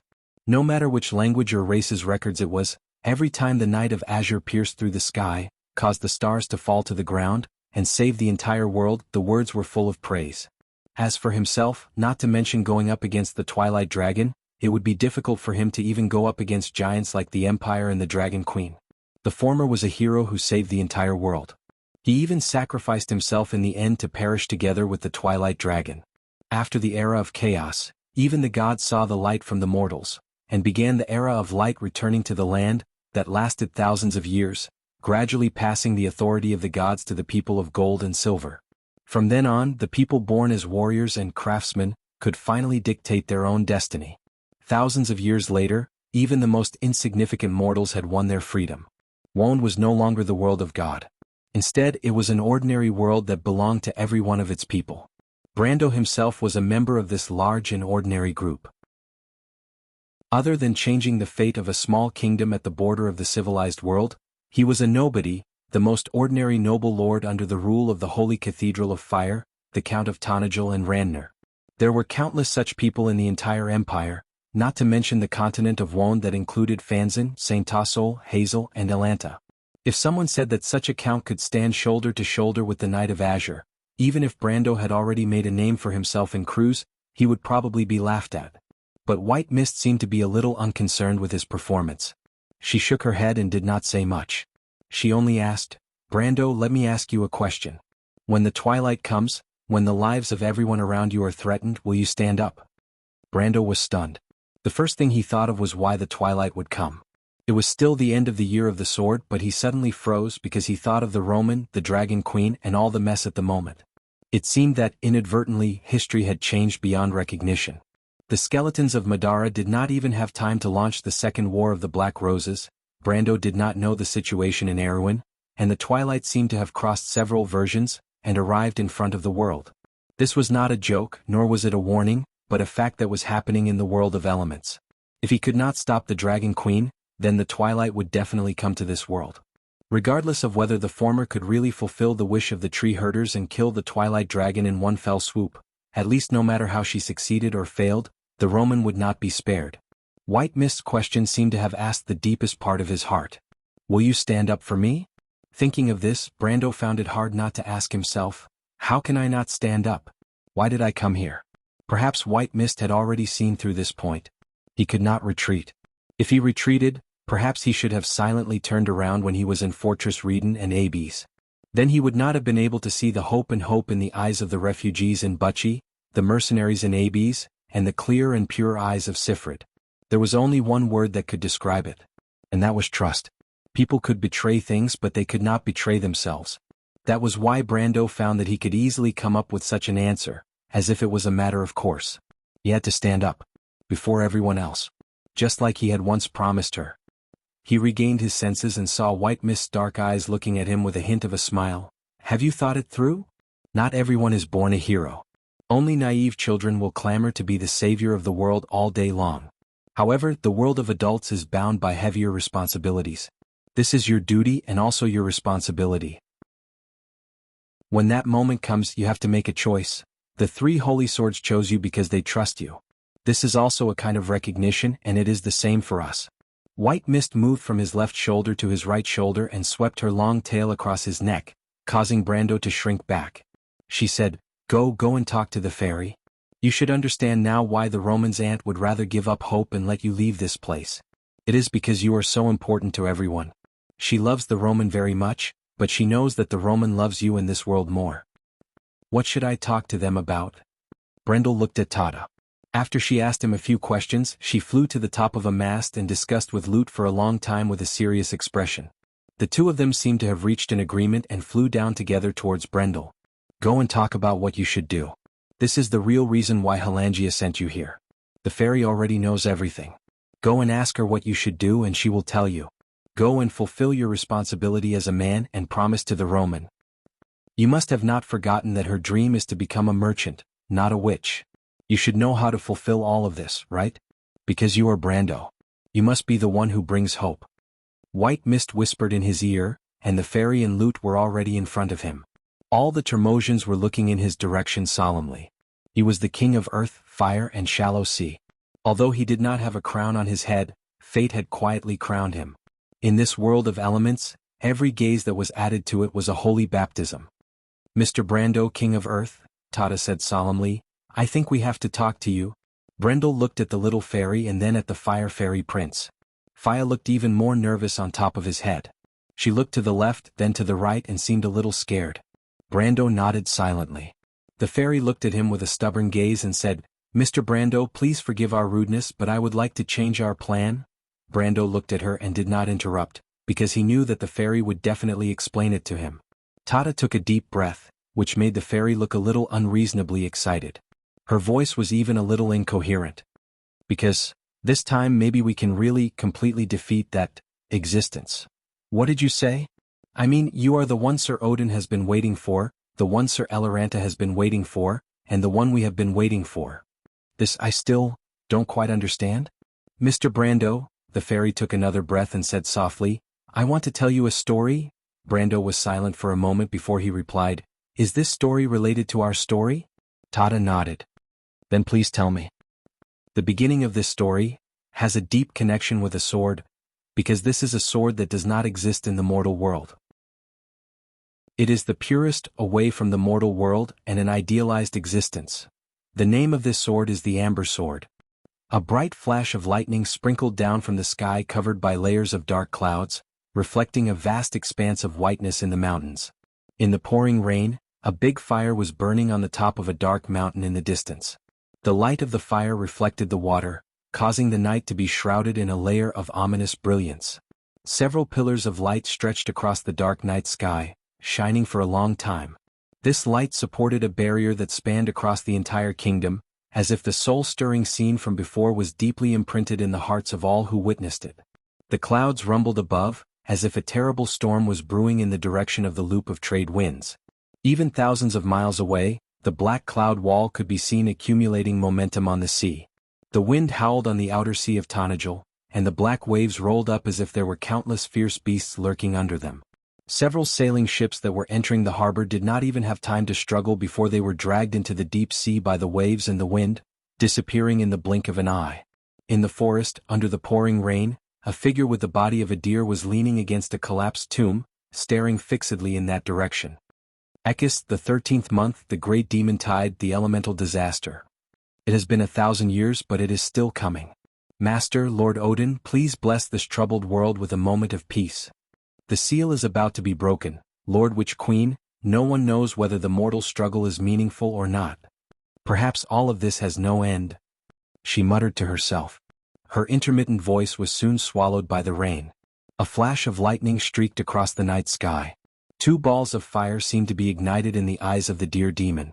She did not know why, but she suddenly remembered the past. She thought of many things, including the body of the clock tower monster that had been sleeping for a long time underground. Then she remembered a mortal's face. She looked in the direction of Abe's castle. Little guy, I don't know if you are still there, Irene muttered. Perhaps we will not have the chance to meet again, but you will never understand this. P.S. My healing is not strong enough, I can't raise the IG's HP. A certain modification, the secret virtual zone exploded. After all, I am a member of the Yellow Net team. My heart aches for my aunt. In the afternoon I went to play Ancient Age. At night I was preparing to go offline to write my story, but the server exploded. It was also a certain modification that was targeted by the system. Chapter 1137. The Amber Sword controls the fate of the world. It contains the ultimate wisdom and secrets left behind by the gods for the mortals. It exists in this world, but it also doesn't. Legend has it that this is an ideal sword. Only those who gain the approval of the 7 attributes can become its master. These 7 attributes are the resistance represented by the golden flame, the wisdom represented by the sea of tranquility, the freedom represented by the firmament's sacred rune, the protection represented by the seal of Gaia, the hope represented by the light of dawn, the introspection represented by the moon of eternal death, and the creation represented by the verdant dream. These are the 7 qualities of civilization. He will be given the prophecy in the Pale poem, the one who can lead the world out of darkness. He will be the successor of the ancient kings, the king of kings, the saint of saints. The sword in his hand is the sword that can change fate. We hope that you can find this sword, Mr. Brando. Although the chances are slim, we believe that you can do it. Lord Odin sacrificed himself to protect this mortal world for 1,000 years. The Flame King Gretel ordered people to bring the sacred sword Odorfice out of Cruz. I believe that they were waiting for such a hope. Perhaps you are the hope that Martha promised them. I understand that the sages don't just want to struggle for survival, but to completely change the fate of this world. Even if there is only a slim chance, we must fight for it. It's not just a slim chance. Brando had already thought it through and no longer hesitated. It can be done. Because he had to save the Roman, he had to give it his all. He knew that he might fail, but this reason meant that there was still a chance of success. And if he backed down, there would only be endless regret in the future. Brando didn't want to wait until then to regret, so he chose to fight while there was still a chance. At least he could still choose his own fate and fight. This was already a blessing compared to many people. He deeply understood how precious it was to be able to control one's own fate. This was the best gift that Odin and the sages before him had given him, and perhaps to the world. You agree, Mr. Brando? Tata looked at him with some surprise. She thought that she would need to say more to convince the other party. However, she did not know that white mist had already helped her in the dark, helping Brando clear his thoughts. Brando nodded. The question is, what should I do to retrieve the 7 sacred artifacts? But is there enough time? I'm afraid that as soon as I leave the shallow seas, the Dragon Queen's ritual will be completed, right? I don't know either, Mr. Brando, Tata said, shaking her head. But the Sword of Earth must have sent you here for a reason. Perhaps a great will had already predicted all of this, including us, the elementals who guard this place, and you meeting us here. But now we have to decide how to complete the rest of the journey. As far as I know, there are at least 2 sacred artifacts left behind in the elemental barrier. One of them is the Ice Pearl, which was left behind in the shallow seas. Back then it was cast into the sacred sword Sinna. After Sinna was damaged, we found some fragments of the Ice Pearl from various worlds, but we were only missing the main body of the sword. Now that you have the main body of the sword back, we can repair it and wake it up from its long slumber. The flame scepter is in the mountain of quenching storms, Lute finally spoke. He looked at Brando from head to toe. If you can get the approval of the golden flame scepter, I'll take you to it. If you are indeed the chosen one, you will definitely be able to get Orderfice's promise. What about after that? Where is the flame scepter in the mountain of quenching storms? Is there enough time? Brando asked. Time is meaningless in the shallow seas. Space is meaningless in the mountain of quenching storms. Back then, the Azure Knight spent 10 years in the mountains looking for the Azure Lance. But in fact, when he finally got the Azure Lance, he only took 1 step forward and the howling blizzard stopped in front of him. After the wind and snow separated, the Holy Lance floated quietly not far away from him, not more than 10 steps away. Lute replied, so if you are really the chosen one, you will definitely see the flame scepter. Otherwise, it will be useless no matter how much time we waste in the mountain of quenching storms. That means if we are fast enough, we can still make it before the Dragon Queen ritual is completed? We can go even faster. Let's not take the White Cape anymore. Let's take another route. We can skip the gray section between the shallow sea and the mountain where the storm stops. It will save us a lot of time, Tata suddenly said. You want to? Lute looked back at her and was a little surprised. Yes, we will go to the Sea of Thunder and take the Sea of Storms. You are crazy. That is too dangerous. But we have to do our best to help Mr. Brando by every second. The port of Evernight supports Tilia's the Wise unconditionally. Elder Keb suddenly said to everyone telepathically. The Ice Sea clan is also willing to go. The Mist clan also agrees. Please add the Longtooth clan. Only the people of Royas did not say anything. The sprite lady looked at them from afar and did not force them. She said, for ships. The port of Evernight and the Mist clan have the best warriors, while the Longtooth clan and the Mist clan have the best craftsmen. That is enough. Brando listened to their conversation and asked, where is the Sea of Thunder? Is the Sea of Storms dangerous? The Sea of Thunder is at the edge of the shallow sea, close to the chaotic void. There are fragments of laws and magic power floating all year round. The void is filled with storms and lightning, and there are huge abominations and ether predators in the cracks of space. It is the most dangerous area in the entire elemental barrier, Tata said. Tata replied, the ancestors of the Termosians once built a path of light. This path leads to the mountain of quenching storms. By taking this path, we can avoid the gray section between the shallow sea and the mountain of quenching storms. However, because it is too dangerous, the Termosians gave up on it. Brendel could not help but shudder when he heard the term ether predator. What was the most ferocious monster in the Amber Sword? It was neither the strange dusk species nor the cruel and twisted evil gods, but the ether predators that traversed between the worlds of the other planes. This was because these ether predators had three famous ancestors: Imoku the Eternal Trauma, Kujiri the Butcher of Truth, and Tungsten Lamo the Endless Reincarnation. He almost subconsciously did not want to take this route, but his rationality told him that he had no choice. He knew what the gray segment was. The gray segment between the elemental planes was also known as the gray path. It was like the gray formed by mixing several colors together. The elemental planes were also filled with large areas of gray. In these empty areas, the laws were very similar to the main material plane, but there was nothing. There was neither life nor anything that could be called material. In fact, there were only two concepts in the gray path: time and direction. As time was only half of the normal flow of time, but even so, it was enough to waste time for everyone. Miss Tata, how confident are we? We have a certain amount of confidence. In fact, the most dangerous things on the Sea of Storms are the fragments of laws and the turbulence of time. As long as we don't run into them, the fleet will be safe.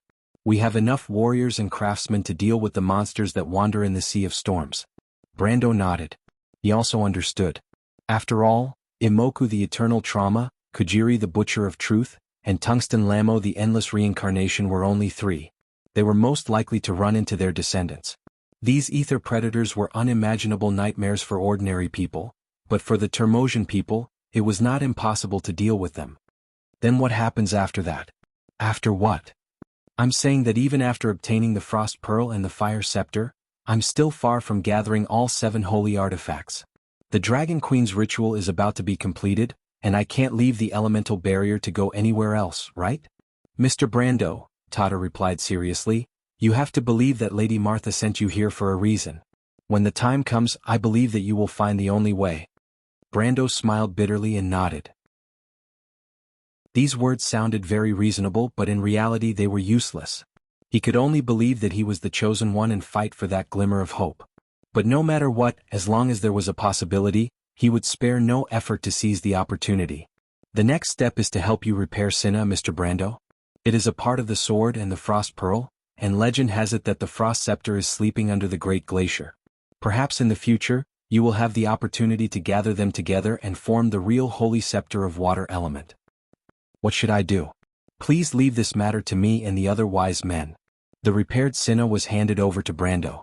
Brando remembered that when he received this sword under the Great Glacier in the heart of the deadly frost forest, he had once sighed at the beauty of this sword. Ice and snow were the most beautiful and exquisite of all natural creations in this world. It was the same for Frostchant Cinna. However, when he once again received this perfectly restored holy sword, he couldn't help but marvel at it once more. This was a sword that should not exist in this world, nor should it be held by a mortal. It was as if a mortal's hand touching it was a blasphemy to its beauty. The repaired Frostchant Cinna was no longer the same as when he first saw her under the 10,000-year-old glacier.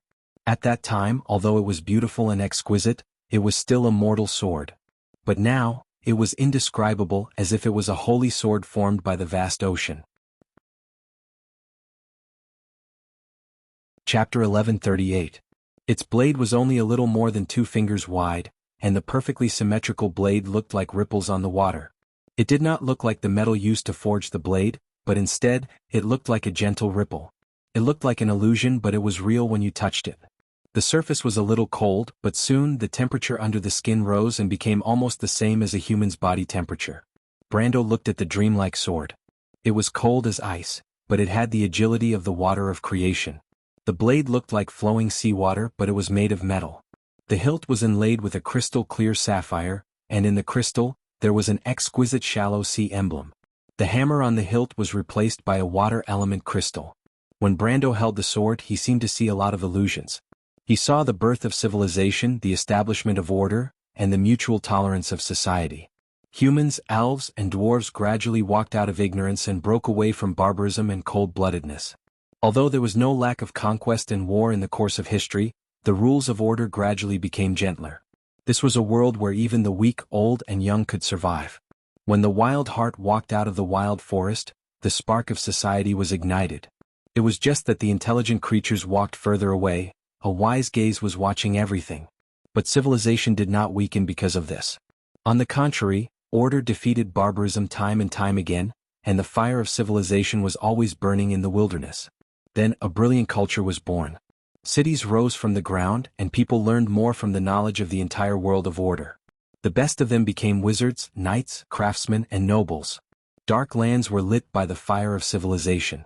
Brando seemed to see the destruction of the border of chaos, and the unification and expansion of the whole world. This was the wisdom of the shallow sea sword.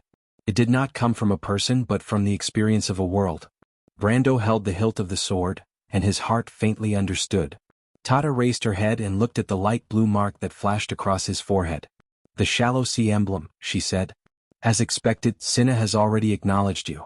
Otherwise, she wouldn't have stayed by your side for so long, Mr. Brando. It's a pity that you haven't found the Frost Scepter, otherwise you would have obtained the shallow sea emblem and become the king of the shallow sea." She bowed slightly to Brando, as if she was congratulating her monarch in advance. Brando, on the other hand, was silently thinking about something. He had a kind of understanding in his heart. Because the other half of his soul came from a highly developed and prosperous world, perhaps he had a deeper sense of identification with the wisdom represented by Cinna, which was why he was able to obtain Cinna's approval so easily. As for the Howran Gaia, it recognized his belief in protecting Erewhon, the Abyss territory, and everyone else. This kind of protection coincided with the ideals in his heart, so it recognized him as the successor of the Seal of Gaia. The Flaming Edge was the only one who didn't understand the spirit of resistance represented by the golden flames because he had never experienced it before. If he hadn't recalled the battle with Grodin at the last moment, and was awakened by the Silver Queen and the arrogance of the Empire, he would probably still have been rejected by the sacred sword Odorfice. As for the freedom represented by the firmament Saint Rune, the hope represented by the light of dawn, the introspection represented by the moon of eternal death, and the creation represented by the verdant dream, he really didn't have a clue. He didn't even know if he had the chance to obtain these sacred items, let alone whether he could obtain their approval. At this point he could only brace himself and persevere. He took the sword from wise Icesia's hands with both hands and looked at everyone present with gratitude. Everyone who had worked hard to reforge this holy sword. Reforging and restoring Cinna wasn't an easy task. Although the shallow sea sword was only a part of the sacred scepter of water, it was still a divine artifact, and a high-grade one at that.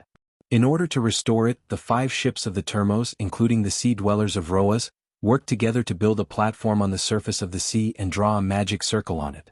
Brando saw them throw in countless precious treasures, including a few lesser divine artifacts, just to provide mana to activate the magic circle. He even felt a little heartache for them. Miss Tata told him that in order to restore Cinna, the 5 ships had used up almost all of their savings for the past 100 years, and the port of Everwinter had also invested a few hundred units of water elemental origin. Just this alone was no different from several divine artifacts to the Termos. At the very least, it was the source of all of their elemental origin for centuries. But these efforts were priceless. The Termos didn't take a single cent, perhaps because they understood that this was the only chance in this world. If it wasn't for the fact that reforging Cinna only required so many resources, the Termos wouldn't have hesitated even if they were asked to invest all of their wealth. Unlike the greedy and ambitious mortal races, the long lifespan of elemental creatures gave them ample time to understand some of the universal truths of this world. one of which was that there were things in this world that were more valuable than money and wealth.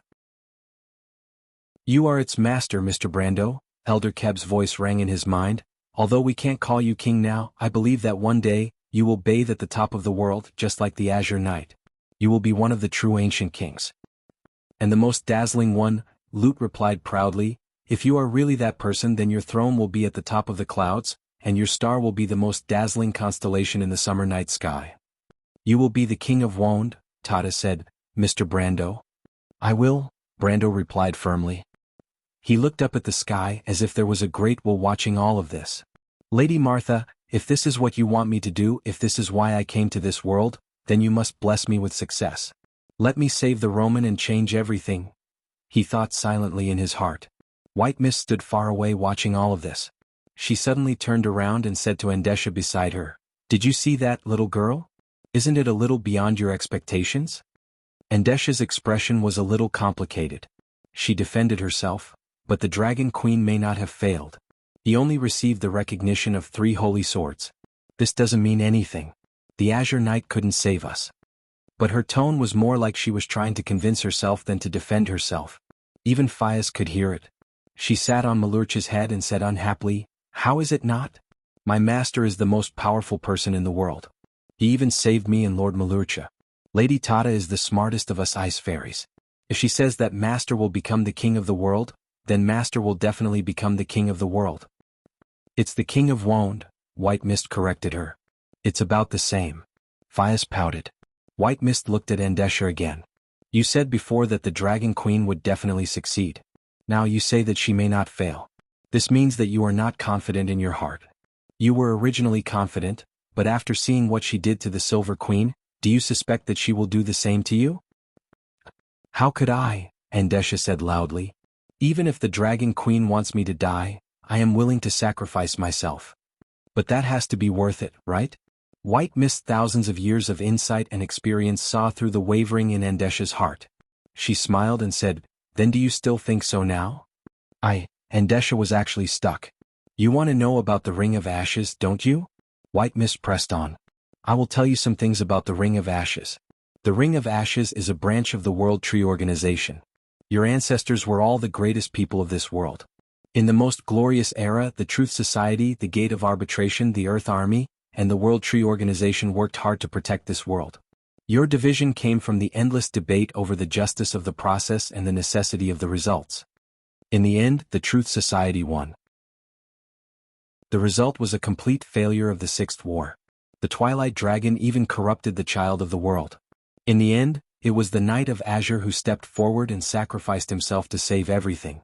In that era, everything the Ring of Ashes and the Truth Society did was proven to be a failure. Today you are just walking down the path of their failure. Why do you think you can succeed?" White Mist sneered. "You want to ask why the tree herders are unable to obtain the true bloodline of the gods and return to the era when their power was at its peak? The reason is simple. Everything you did was guided by someone behind the scenes. Of course, it does not wish for you to obtain the power of the gods. Once the Truth Society reopens, you will immediately obtain the inheritance of the past. The Twilight Dragon destroyed Babel Fortress with great difficulty, so how can it repeat the same mistake because of its own plan?" "What did you say?" Andesha's eyes widened. "The Twilight Dragon will repeat the same mistake because of whose plan? Of course it's its own plan. Otherwise, why do you think the tree herders and All for One can obtain the inheritance of the past? Unfortunately, those things were purposely guided by the Twilight Dragon.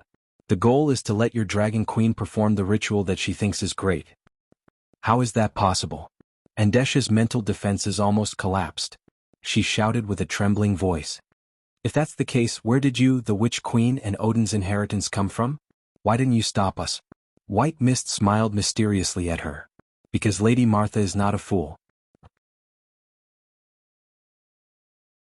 Chapter 1139. "All right, it's my turn to ask a question. Let's talk about Verdant," White Mist said. Brando was naturally oblivious to the private conversation between Andesha and White Mist. After Cinna repaired the ship, the 4 Termosian fleets turned towards the Sea of Lightning under Tata's orders. Half a day later, they entered the Sea of Lightning along the Path of Light. The scenery on the surface of the sea had changed. The white fog in the Sea of Bones had gradually dispersed, and the stone pillars gradually disappeared from the surface of the sea. The time on the sea seemed to have turned from day to night.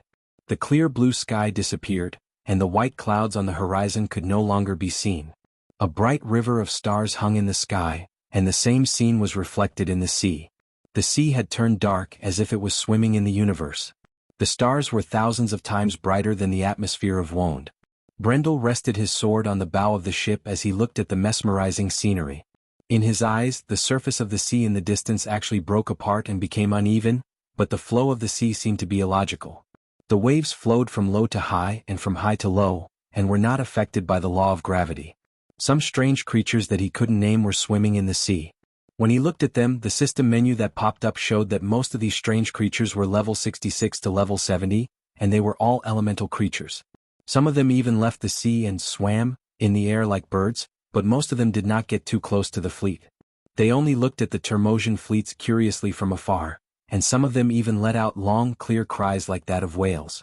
Soon, even the traditional sea began to disappear, and the majestic boundary between the shallow sea and the void appeared in front of everyone's eyes. It was like a straight cliff. The water elemental energy separated from the surface of the sea and drifted into the endless void, gradually disappearing. Mana surging in the chaos passed through a shining net and was condensed into the form of blue water elemental energy, fusing into the sea. Even the Termosians couldn't help but hold their breaths when they saw the endless cycle of life and death in front of them. Needless to say, Brando. On the surface of this strange sea, there was only a single path of light that remained unchanged since time immemorial. The fleet sailed on this wide path of light, completely unaffected by the changes in the surrounding environment. Brando looked at the path that emitted an ancient light. He did not know whether to be shocked by the majesty of the law of Tiamat, or to be impressed by the feat of the Termosian ancestors. This was the edge of the real world. However, he did not know why the sea was called the Sea of Lightning, and he did not know why it was called the Sea of Storms. Just as he was about to turn around and ask Miss Fairy or White Mist, he realized that Lute had already arrived beside him.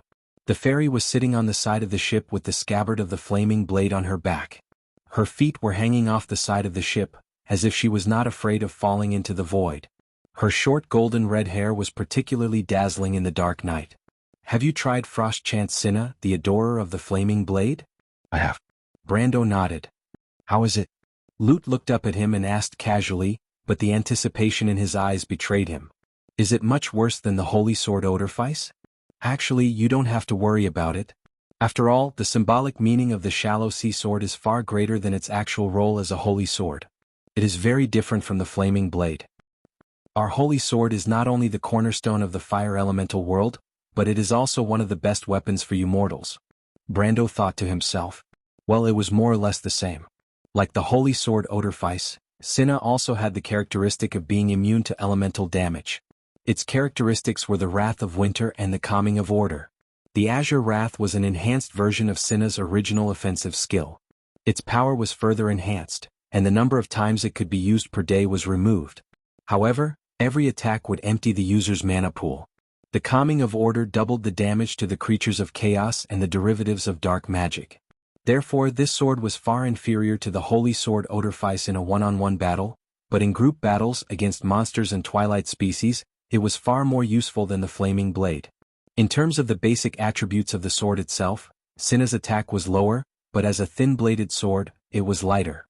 In other words, it was more agile and faster. It was more suitable to be used as a secondary sword. The attributes of the sword itself were also inclined towards the defense of constitution, dexterity, and will. If one had to say which was stronger and which was weaker, it could only be said that there was a difference in the use of the environment. The flaming blade and Cinna have different functions. Besides, I'm actually a dual-wielding swordsman, Lute.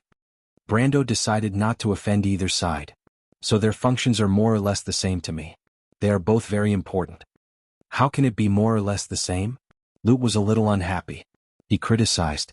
There is a difference. Good is good, bad is bad. You humans just like to be ambiguous. This was Faith. Brando knew that there were always some players on the forum who admired a certain artifact and wanted to defeat all other equipment. They even formed several factions such as the Haurangaya Fan Club, the Mercury Staff's Strongest Popular Science Alliance, and so on. Each faction had a lot of fans, although most of these artifacts had nothing to do with these people. They were usually in the hands of the core members of the major guilds, and the latter basically did not participate in these boring things. What he didn't expect was that he would actually meet such an indigenous believer in this world. In order not to start a world war, Brando seriously considered it before saying, "This is not ambiguous. It's the truth. It's like a sword and a sword, a spear and a halberd. It's hard to say which one is better, isn't it?" But Lute ended the question with a simple judgment. "Of course the sword is the best. There's no doubt about it." All right, Brendel understood that his efforts were futile, so he went along with the flow and replied, "If we really have to talk about it seriously, the holy sword Odorfice is indeed slightly stronger." As he spoke he looked back. Miss Tada glanced at him and smiled at him. The look in her eyes seemed to say, "It's okay, I'll pretend not to hear you." But our little subject of Forsyth did not seem to be satisfied. He replied with some disdain, "I know you're giving them face, but in fact it's a lot worse." Brando did not know whether to laugh or cry. He secretly decided that if he had the chance, he would try not to use Cinna in front of this talkative prince. Seeing that Lute still wanted to say something, he hurriedly interrupted him. "Let's talk about the Sea of Lightning, Lute." Lute was a little dissatisfied and asked, "What do you want to know?" Brando looked into the distance and asked, "Why is this place called the Sea of Lightning?" "I see. You think that there are no lightning or storms in this sea, so you don't think it's worthy of the name?" Brando nodded and looked at Lute. "Then you worry too much, Flaming Blade's adorer," Lute replied. "That's because we're still in the periphery of this sea. You don't have to worry about not being able to see the storm later. This is the origin of the magic tide in Wonde," he added. "No, I'm not worried at all. I can't wait for it to not appear." Brando thought to himself. He was not a masochist who took pleasure in challenging the limits. In fact, he did not want to see the so-called storm at all, let alone the magic tide. Now was the time when the tide of the Millennium Tide was at its peak. He would be crazy to pray for a storm to appear. But sometimes bad luck often did not change according to one's will. Brando soon understood that whether the storm appeared or not did not depend on whether he wanted it to appear or not, but it would definitely appear. In fact, the storm came quickly. At that time, Brando was casually chatting with the Fire Fairy Prince, or so he called him, and the sea was calm. He thought that there was still a long time before they entered the Sea of Storms. But suddenly, a command sounded in the hearts of everyone on the ship. "We're entering the Sea of Storms. Prepare to lower the sails." He suddenly looked up and saw that at the end of the light path, there was a bright purple light flashing in the depths of the void. That place seemed to be far away, but the ship was moving very quickly. In an instant the scenery around them changed.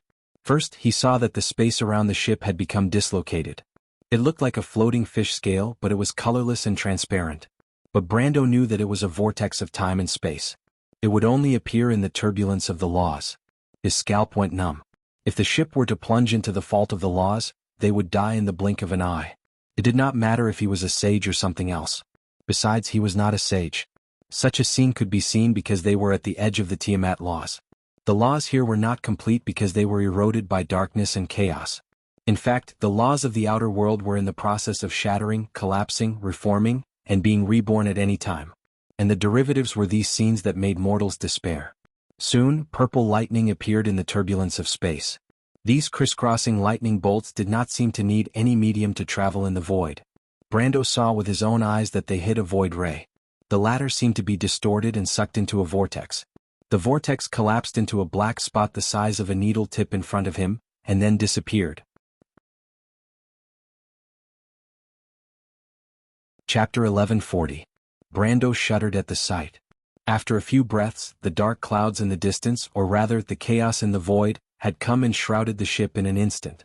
Dazzling lightning spread along the dark clouds, and before Brando could react, the bright purple light had surrounded the entire ship. The light of the Termosi had been swallowed up, and the fleet seemed to be moving forward in a cloud. Then came the violent wind and torrential rain. To be exact, it was not rain but the water elements that were being pushed back. At this time, the traditional meaning of the sea had long disappeared, and the whole space seemed to have been overturned by a terrifying law. Brendel could even hear the terrifying roar of the storm as it passed through the void. When the clouds were occasionally blown away by the wind, he could see the situation outside through the corner of the clouds. It was the edge of the world that was slowly disintegrating in the chaos. Although he knew that the elemental boundary of Wonde was dying and reborn every year, and had never stopped growing, He could not help but feel the insignificance of a mortal when he saw this scene. The ship in port of Everwinter swayed up and down in the surging chaos and the void storm, and had completely lost its sense of direction. Occasionally he could see a light pillar on the left, right, top and bottom of the ship in the chaos. That was the light path of the Termosai.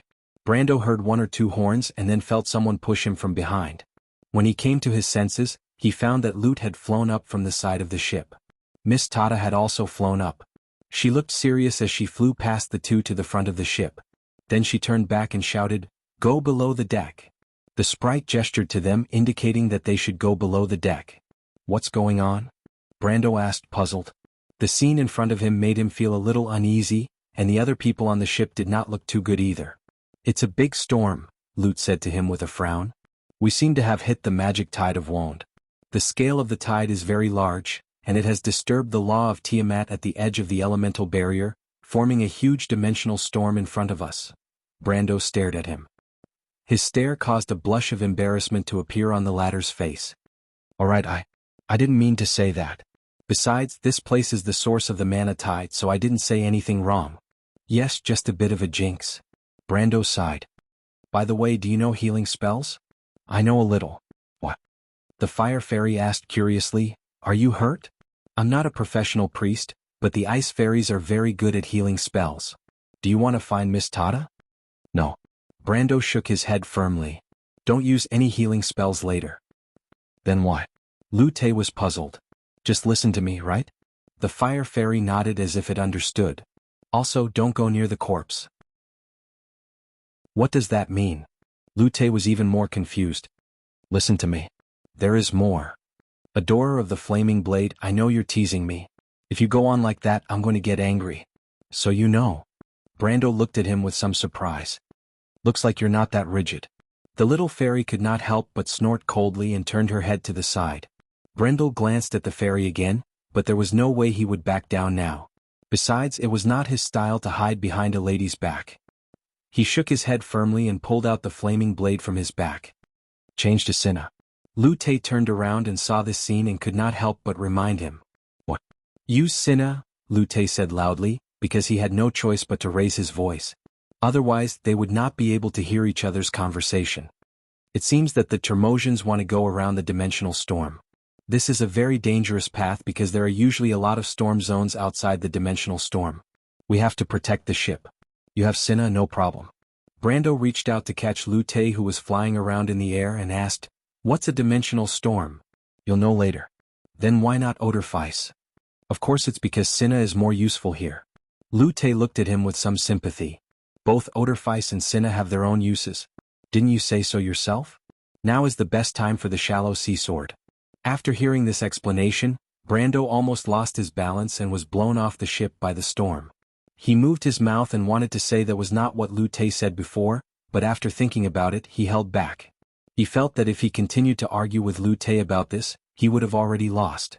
Besides, he was not 100% sure that he could convince this proud subject of Forsyth. Sitting on his palm, Lute looked at the storm in front of him excitedly and said, "I've never seen such a storm before. When we get through it, I'll definitely be the best sword saint. I'll prove that it's actually nothing." Brando glanced at the little guy's pale face and felt that his words were not convincing at all. But what made him a little speechless was that this guy did not seem to be afraid of death. At least for him, the storm in front of him was already terrifying. The storms on the Naga Sea were just small waves compared to it. Even the stormy waves they encountered when they passed through the Sea of Fog were docile as if they were in a quiet harbor compared to this. At this moment, Howrin even had the illusion that he was fighting against the power of the whole world. The Termosian fleet was as weak as an ant in front of this huge power. Although he knew it was just an illusion, he did not want to encounter a more terrible storm. Tada saw that the two of them had made up their minds and did not insist. She turned around and flew quickly to the mast and hung a lantern at the front of the mast. "What is Miss Tada doing?" Brando saw this and could not help but ask. He had followed Lute's instructions and extended his lines of law to stabilize the chaotic laws of space and time around the fleet. It was still a little difficult for him, but at least after he did so, the fleet immediately stabilized and could vaguely see each other. Miss Sprite and the few Termosians on the deck immediately cast a grateful glance at Hao Ren. "That's the sea fog lantern," Lute replied. "So that's the sea fog lantern. Is she guiding the ship? Brendel asked as he paid attention to the rate at which his order points were dropping. Almost.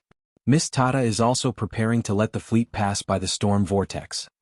This was the second time Lu Te mentioned this term in a short time. Brando just silently looked at the front of the fleet. When Miss Sprite placed the sea fog lantern at the bow of the ship, the trumpeter at the stern blew the horn again. Then, a dense crowd of Termosians came out from under the deck and came to the deck. They took their positions and sat on the oars on both sides of the ship. They held the oars with their thick and short hands, but they did not move as if waiting for something. What are they doing? Brando saw this scene and asked again. They are rowing. Rowing? Lu Te explained a little impatiently, this is the world of elements. The laws of the mortal world do not work here. Do you think the Termosian oarsmen are like your sailors? They only need a little bit of strength?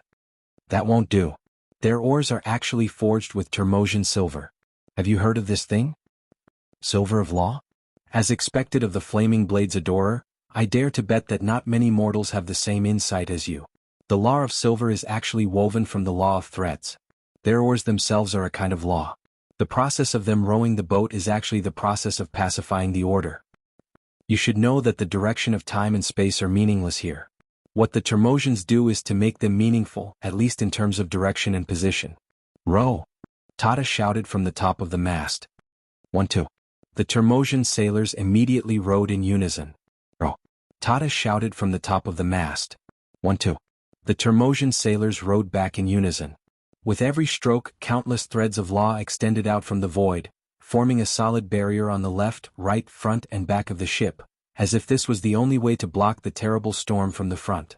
Seeing this scene, Brando understood. The Termosians were building the law in the void, which was the same as their ancestors weaving the path of light in the void. It was just much simpler. Go to the front. Lu Te suddenly shouted. What? The lightning is coming. Brendel raised his head and saw that a huge whirlpool had formed in front of the ship. The whirlpool spun slowly in front of the ship. It seemed to be right in front of him, but it also seemed to be far away. The Termosian ship sped through the void, but the position of the whirlpool did not change at all. He saw countless purple lightning snaking around the edge of the vortex. Some were sucked into the vortex and disappeared in an instant, while some escaped and dissipated into the void. Without a doubt, that was the storm vortex. P.S. Tomorrow is the TI-5 finals. I want to support LGD and CDC. I originally wanted to ask for leave, but after thinking about it, I decided not to. I'm so hardworking. Shouldn't you be touched? You can pretend to be touched and vote for me. Be reasonable. So I beg for your votes. Chapter 1141. How could it be so big? Lu Te was stunned. His small pupils were almost occupied by the huge purple vortex as he muttered to himself. Everyone's expression was not any better. Even Miss Sprite and White Mist had a grim look on their faces. The fleet of the long-toothed sea folk was the first to blow the horn, and a pale yellow barrier of light spread out from their flagship, enveloping all the ships. Brando soon saw the lightning storm that Lute had described. It was as if the air had produced purple bolts of electricity out of thin air, but each was miles long, and when they came to an end they swept down upon the ship like a great wave of electric charge. The lightning swept across the light barrier, causing it to shake violently under the terrifying force. Fortunately, the lightning was extremely fast and it swept past in the blink of an eye. After shaking for a while, the light barrier didn't collapse and returned to its original state. Behind the fleet of the long-toothed sea folk was the dense fog clan. The dense fog elder stood at the bow of the dragon-headed warship, holding a heavy rusty trident and throwing it forward. The trident hit the purple lightning that swept towards the dense fog clan and split it in half, but the scattered electric charge still swept towards the tail of the fleet.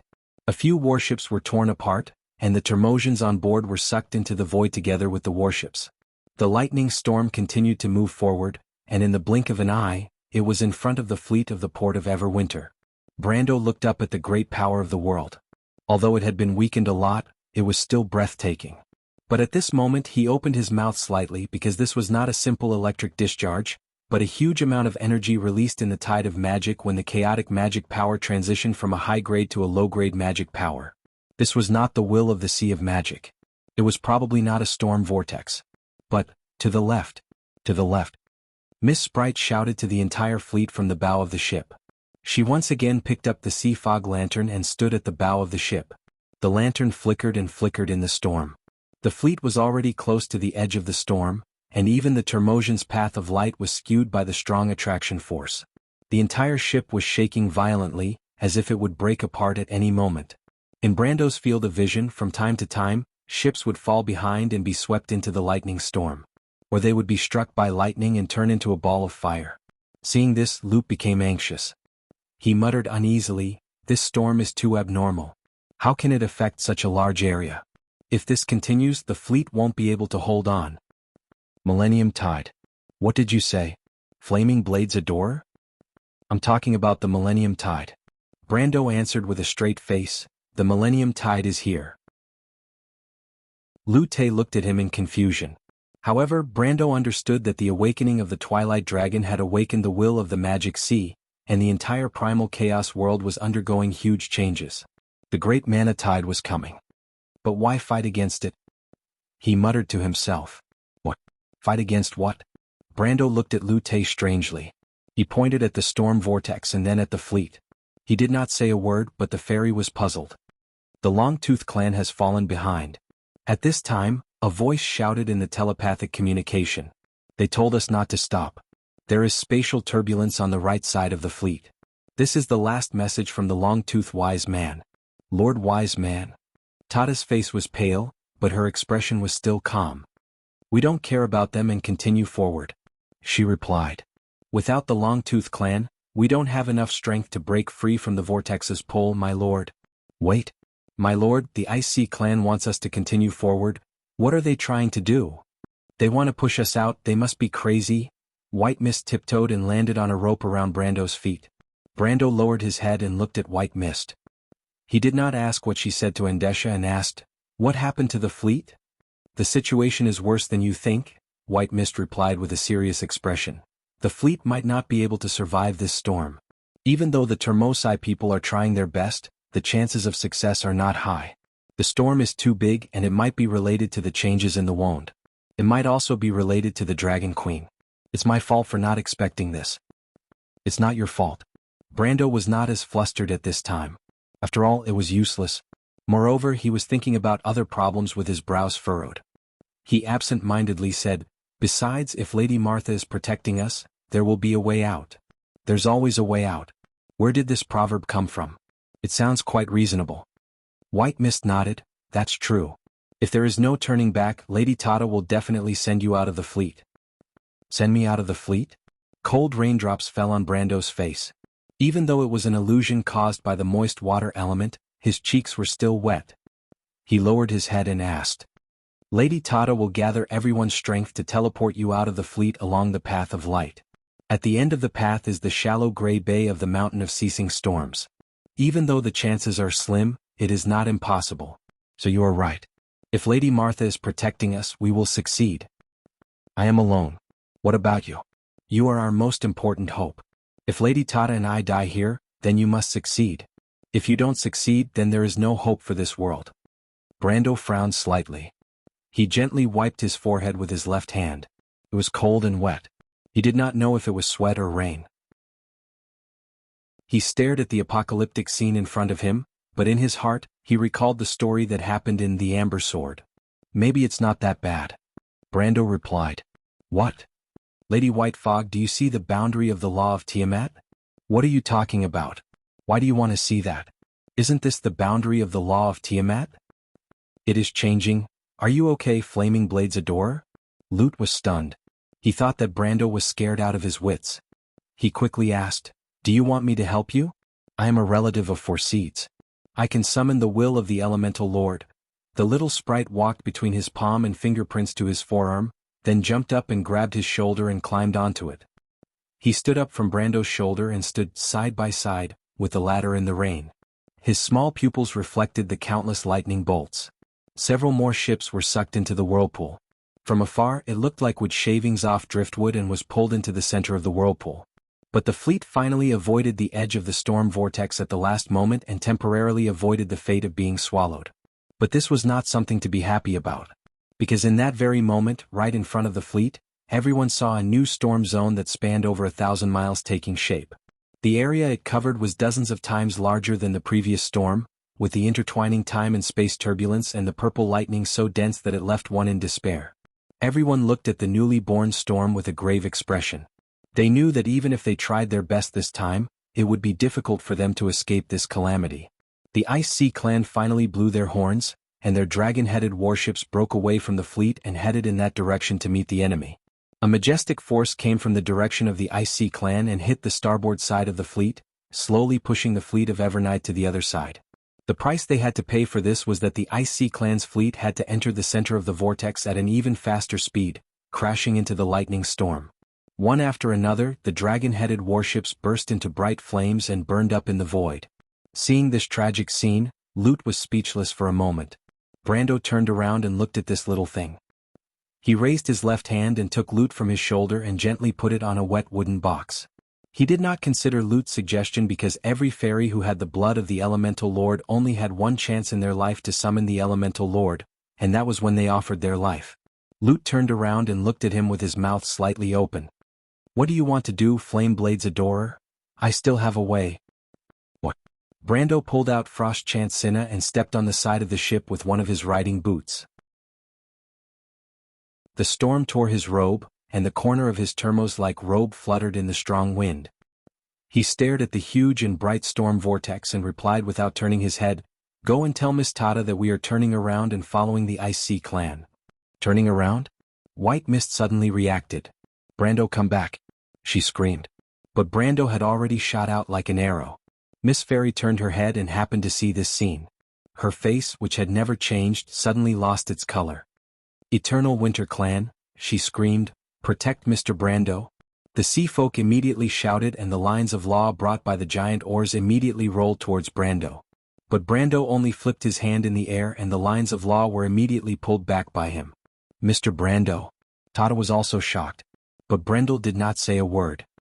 He stared straight ahead, where a bolt of purple lightning that spanned several miles was sweeping towards him. Facing such a violent power, Brando silently raised the shallow sea sword in his hand. Cinna's blade reflected the purple lightning and flashed with a strange light. Then, the next moment, the elemental runes engraved on the blade lit up one by one. Brendel activated the holy sword's power at the first moment. Chapter 1142. Everyone saw a dazzling white light slash out from the blade in Brando's hand. It was like the rising sun, the dazzling light of dawn. The light will spread out in all directions, expanding rapidly in the void. It left the sword, and in an instant, the light screen had surpassed the entire fleet of the Termosian people. This light blade that almost covered half of the void, under the control of Brando's indomitable will, slashed forward until it collided with the purple lightning. Under everyone's shocked gazes, the white blade of light that Xen-Na sent out sliced the lightning bolt in half. The lightning bolt seemed to have suffered a heavy blow, instantly turning into electrical charges that filled the sky, dissipating into nothingness. "Oh!" Fyeth, who was sitting on Malurcha's head, saw this scene and couldn't help but let out a long exclamation. But Brando didn't have it easy either. After the lightning was cut off, it turned into a few stray electric beams that still swept past him. Although he blocked it with the law of space, he still felt a slight tightness in his chest. He subconsciously opened the panel to take a look, and found that he had lost more than 50 order points, and his HP had dropped by 1/10. Brando immediately took out the mana potion that he had prepared beforehand and drank it. Activating Cinna's power directly drained all of his mana. If he wanted to use the next skill, he first needed to fill up his mana pool. And because Cinna's ability only required him to empty his mana pool, there was no minimum requirement for the amount of mana he had, so this was the first time he felt that his mana pool was too big.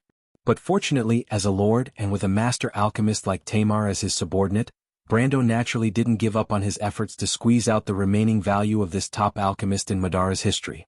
In fact, ever since he got the Dimension Cave, he had been carrying all kinds of alchemy potions. Most of them were mana potions, and a small part was holy water that he had let Miss Priestess and Tamar try to make together. These mana potions hadn't been used much during the trip to the Empire, so they came in handy now. But his holy water reserves, because of the lack of production, had actually been in a state of rapid decline. But even so, Brando still drank a bottle of number 7 holy water after drinking 2 mana potions to replenish the HP that he had lost earlier. He was now completely in a state of full concentration. After splitting the lightning with his sword, he immediately picked up an elemental spell that he hadn't used in a long time, and cast a detection spell on the tiny lightning bolts that were dissipating in the void. Detect magic. This was the first spell that apprentices, whether they were law wizards, elementalists, witches, or other spellcasters, had to master when they learned magic. Because only this zero-circle spell could let you feel the presence of magic in the air, analyze the nature of magic, and embark on this mysterious path. But at this moment, Brando cast this spell, not to detect the presence of magic in the void. There was almost no doubt about it. After casting the detection spell, the obvious magic ripples that almost caused the space to distort said everything. Not only was there magic here, but it was also a world made of pure magic. This was the boundary of the law of Tiamat, the edge of the sea of magic. And now, what he needed to do was to analyze the nature of magic. He soon got the answer he wanted. Follow him. In the fleet, White Mist was the first to react. She jumped to the base of the mast and ordered everyone. Order the fleet to turn around and follow His Excellency the King of the Earth. All the Termosians who were paddling were stunned. Miss Fairy, who was holding the sea mist lamp in her hand, was also stunned. Everyone turned to look at her. Turn around? Tata only hesitated for a moment before she made up her mind. She knew that the sacrifice of the IC clan was not really meaningful. It was just a last desperate struggle. Besides, now they could not abandon Brando and escape the storm vortex alone. What was the point of this voyage of the Termosians? She also knew that Brando must have his reasons for making such a decision, and after a moment of consideration, she decided to trust him. Turn around, Miss Fairy replied firmly. Follow Mr. Brando. The Termosians looked at each other. Brando was chasing the IC clan's fleet, and that direction was almost straight to the center of the storm. Wouldn't it be crazy to chase after him now? But they had long been accustomed to obeying the judgment of the wise, and almost no one raised any objections. Only a uniform sound of the horn was heard, and the whole fleet immediately began to slowly turn around. A moment later, someone transmitted a message. My lord, the IC clan asked why we are turning around? Tell the IC sage that we are following them. The IC sage asked why. Tata was silent for a moment, then looked at White Mist. White Mist was also silent. But at this time, Faya suddenly jumped out of Malurcha's mane and said loudly, My lord spoke to me. What did Mr. Brando say? Tata hurriedly asked. He said. Faya's eyes widened as if she could not believe it. He said let us pass through the storm vortex. What? Everyone including White Mist was stunned. Only Miss Fairy was able to maintain a little calmness. She asked, why? Faya shook her head in confusion. I don't know. My lord did not say, but he said that this is our only chance. What else did he say? White Mist asked again. She was very familiar with the ice fairies and knew that ice fairies like Tata were in the minority, and the former were known for being unreliable. Sure enough, Faya seemed to have just remembered something and suddenly answered, Oh, also, he asked us to protect the fleet and avoid the lightning. Avoid the lightning? Lute frowned. How can we do that? My lord said, Faya shook her head and answered matter-of-factly, that he will do his best to protect us. He will do his best to protect us? Everyone looked at each other. Oh. After all, as the guardians of the shallow sea sword, the Termosi understood that although Brando's holy sword was powerful as a mortal, the latter could not casually use its power. Even if he had enough mana potions, how long could that last? The lightning in the center of the storm was probably uncountable. Brando did not think too much about the Termosi's worries, because he was silently looking at the thing in his hand. To be precise, it was just some magic imprints condensed by detection magic. Generally speaking, only in areas with rich magic could detection magic imprints condensed by detection magic. In areas with poor magic, this magic could only detect some fleeting ripples at most. But when he saw these imprints, he knew in his heart that he had guessed correctly. The scene in front of him, he had once experienced this scene in the game. This was not a storm vortex at all. Instead, Tiamat was undergoing a huge change to accommodate the magic tides from the Sea of Chaos. The Millennium Tide had arrived. But this was not only a disaster, but also a gift from Martha to the Iron Folk. When the Millennium Tide arrived, the once weak Iron Folk almost immediately gained great power. On the contrary, during the entire Slate War, although the Gold and Silver Folk had improved, it was far less obvious than the Iron Folk. This was not only because the Iron Folk had a lower starting point. It was because the law of Tiamat had changed the way it accommodated the power of chaos. After the Millennium Tide arrived, Martha's law no longer formatted the power of chaos so thoroughly, but the total amount of chaos increased tremendously. As for the gold and silver folk, which were more obvious in their order, they did not gain much from this increase in quantity.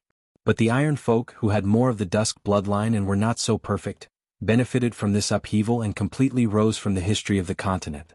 It was as if it was from then on that players had the power to defeat Ekis. It was also the beginning of the era of war and chaos, the starting point of the Slate War. And this moment was such a moment. Brando snapped his fingers lightly and summoned the archangel holding the holy sword from the material world to his side. The moment the latter came to his side, he clearly felt that her aura had become much stronger. This strength came from the changes in the law of Tiamat and the Millennium Tide's arrival on Irama's body. But more importantly, it was because of himself. The magic of the lower levels. Irama frowned as soon as she appeared and said, "The law of Tiamat is reformatting the magic. What's going on?" "Don't worry about it." Brando shook his head and did not intend to explain this problem to her. It was difficult for him to explain it. In fact, there were not many people, including the players, who were clear about this Millennium Tide. The world only knew that after the arrival of the magic tide, it completely changed the power structure of the entire Vaunt, but as for why this happened, why the law of Tiamat changed like this, it was estimated that only by asking Marcia in person would they be able to get the answer. Brando raised the shallow sea sword in his hand and pointed it forward. "Irama, protect me as I enter the center of the storm. Is that okay? P.S. These chapters were originally supposed to be called the Great Storm Route, but my hand slipped and I forgot. It was the same as the previous chapter's name. Today's TI-5 finals were a bloodbath." Chapter 1143. Iroma was not a talkative demigod. She merely nodded and followed Brando towards the direction of the lightning storm. The two of them flew against the wind, but they were not affected at all. Soon they caught up with the fleet of the IC clan. The Termosians on the ships all raised their heads to look at the two people flying over the fleet. "Iroma," Brando looked down and shouted, "slow them down." Iroma looked at the dragon-headed warships, and the lightning and flame wings on her back flapped gently. Countless lines of law flashed in the void, protecting the Termosian fleet and slowing them down in the vortex. But it only slowed them down. They were still moving towards the center of the vortex. Brendel looked back at the port of Everwinter and the dense Fog Clan's fleet. He estimated that they should be able to catch up with them, then nodded and no longer cared about the Frozen Sea clan. The two flew past the IC clan's fleet in an instant. The center of the storm had already taken shape in front of them. Several purple lightning bolts formed a huge net of electricity and enveloped them. However, Iroma merely raised her hand, and these lightning bolts turned into sparks that scattered into the void. The IC clan's fleet could not help but cheer when they saw this from afar. This was the power of a planeswalker, another kind of power that could create a world. Brendel and Irama continued to move closer to the center of the storm. To prove his theory, he opened the battle log in the system panel and paid attention to the surrounding situation while paying attention to the information in the battle log. The lightning bolts around them became denser and denser. Brando could not help but feel a little shocked when he saw the information on the combat log. Every time those lightning bolts struck an area within 100 meters of Iroma, it would cause thousands of damage in the battle log. Before the damage reduction was applied, it was basically equivalent to a strike from a sage. However, without exception, Iroma's domain of law absorbed all of the lightning bolts without a hitch. Yet, it was as if nothing happened to her. The lines of law that flashed around Iroma's body extended in a certain direction in a regular pattern, forming a spherical area that was as solid as a rock. Even when the lightning bolts bombarded it, the lines of law only flickered slightly, and did not even shake in the slightest. This was the law domain. In fact, Brando's law of space and law of time had a similar effect. It was just that his order value could not withstand the consumption. Only when his body was perfected and his law domain and the law of Tiamat combined into one would the law system be upgraded. After that, the law domain would no longer consume order value because it was the law of Tiamat itself. A person's order value would only have a maximum value. As long as the damage output did not exceed the maximum value, there would be no problem in using the law of element. This was similar to how an elementalist used the elemental pool. But he was still far from that level. Iroma's law element was the Holy Sword. It protected the Holy Sword, and the Holy Sword protected Iroma. In a sense, this ability was similar to an absolute defense. As long as Iroma did not absorb more damage than her law pool within a certain period of time, she was almost invincible. Obviously, the large amount of energy released during the mana transition was not enough to break through Iroma's defense. The two shuttled through the lightning storm, attracting a large number of lightning bolts to a narrow area like a moving lightning rod. At the same time, they also reduced the pressure on the IC clan's fleet behind them. But Brando's goal was not only to save the IC clan. When he and Iroma entered the center of the storm, a new line of green notification popped up on the battle log. It was different from the blood-red one. System notification, 327 EXP gained. Then this line of text appeared on the screen like a waterfall, and instantly appeared dozens of rows below. System notification, 333 EXP gained. System notification, 329 EXP gained. System notification, 335 EXP gained. System notification, 341 EXP gained. In an instant he had gained nearly 20,000 EXP. Although this was only a drop in the ocean for his character level, it was only the beginning. The EXP screen was far from stopping. In fact, it was like the system had malfunctioned. In the blink of an eye, dozens of pages had been turned. Each notification was only a few hundred EXP, but the interval between notifications was too short. It was as if in a breath, Brando found that he had gained enough EXP to upgrade the Frost Soil Guard or the Templar Knight to the next level. However, he was not in a hurry to level up. Instead, he insisted that Iroma continue to move forward. The EXP bar gradually increased from 330 to 350 with each jump, then to 370, 380, and finally stabilized at 420 in the center of the storm. In just a few minutes, Brando had gained more EXP than he had gained from the fragment of Mavecart's grimoire. With this EXP alone, he could upgrade the Frost Soil Guard to level 20, or the Templar Knight to level 30 or above. However, the speed of gaining EXP was not constant. Soon, the rate of EXP notifications in the center of the storm slowed down. At first, there were dozens of notifications in a second, but soon it became a few times, and finally stabilized at a frequency of once per second. Brando was not surprised by this. In fact, this was the normal frequency. When they were first baptized by the mana tide in the Amber Sword, it was at this frequency or even a little slower. After all, after mana escaped into the elemental barrier through the tide, it would be greatly weakened. The first time the great tide of the Sea of Magic was observed in the Amber Sword was also in the Year of the Sword, but the first time the tide of magic passed through the elemental barrier and affected the prime material plane was about 6 years later, before the start of the Slate War. Brando was sure that at this time, Wound in the inner layer of the elemental barrier had not begun to experience the mana tide. The residents of the land at most observed the fierce collision between the mana tide and the elemental barrier. This was the beginning of the mana tide beginning to transform the shallow sea and the other 3 elemental planes. According to the game's calculation, it was about 3 months before the first mana tide came. However, the progress of this world seemed to be faster. He estimated that in less than a month or even a month the mana tide would come to Wound. That was 6 years earlier than in history. In fact, he was not wrong. At this moment, in Wound, Fanzin, Cruz and Saint Tassol, as well as in the civilized border places such as the 10 cities, Erewhon, Hazel, White Mountain and Falcon Plateau, residents everywhere observed the changes in the sky. At first, it was the black moon that fell. Countless meteors were falling from the sky, setting off the night sky in a gorgeous light, but it was the light of death. The brightness of the sky seemed to indicate the darkness of the land, and the lights that represented civilization were extinguished from the dark land. In Wenqi and Sinta, the Bugas lowered their floating cities from the clouds. These silver folk who dominated the sky found that many cities along the Silver Bay coast had disappeared. The starry lights that were used to mark civilization under the night sky were replaced by flames spreading over the dark land. The dark land seemed to be burning and it was full of holes and cracks. Then came the storm. The storm with purple clouds swept through almost all of Wound that night. Purple lightning zigzagged in the clouds, or rather in the sky. The sound of thunder seemed to come from the horizon. There was a rainstorm in some places, but in most places, it was just a gust of wind. Almost every tower of stars and moons observed at the same time that the magic in Wound was active thousands of times. Astrologers in robes opened portals from all over the place, and all kinds of magic messages and magic letters passed through the astral plane or the low-dimensional plane in Wound. But under the ashes of death and despair, there seemed to be hope. The astrologers could soon confirm that on this day, about 1/3 of the surviving newborns were born with extraordinary magic talent, and half of the other 2/3 had far more potential than ordinary people. If they survived, A new chapter in the history of the Iron Folk would be written. The great astrologer predicted the birth of 33 chosen one in the next year.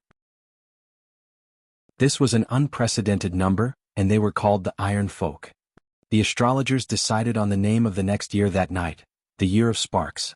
It was a full half a century earlier than in history.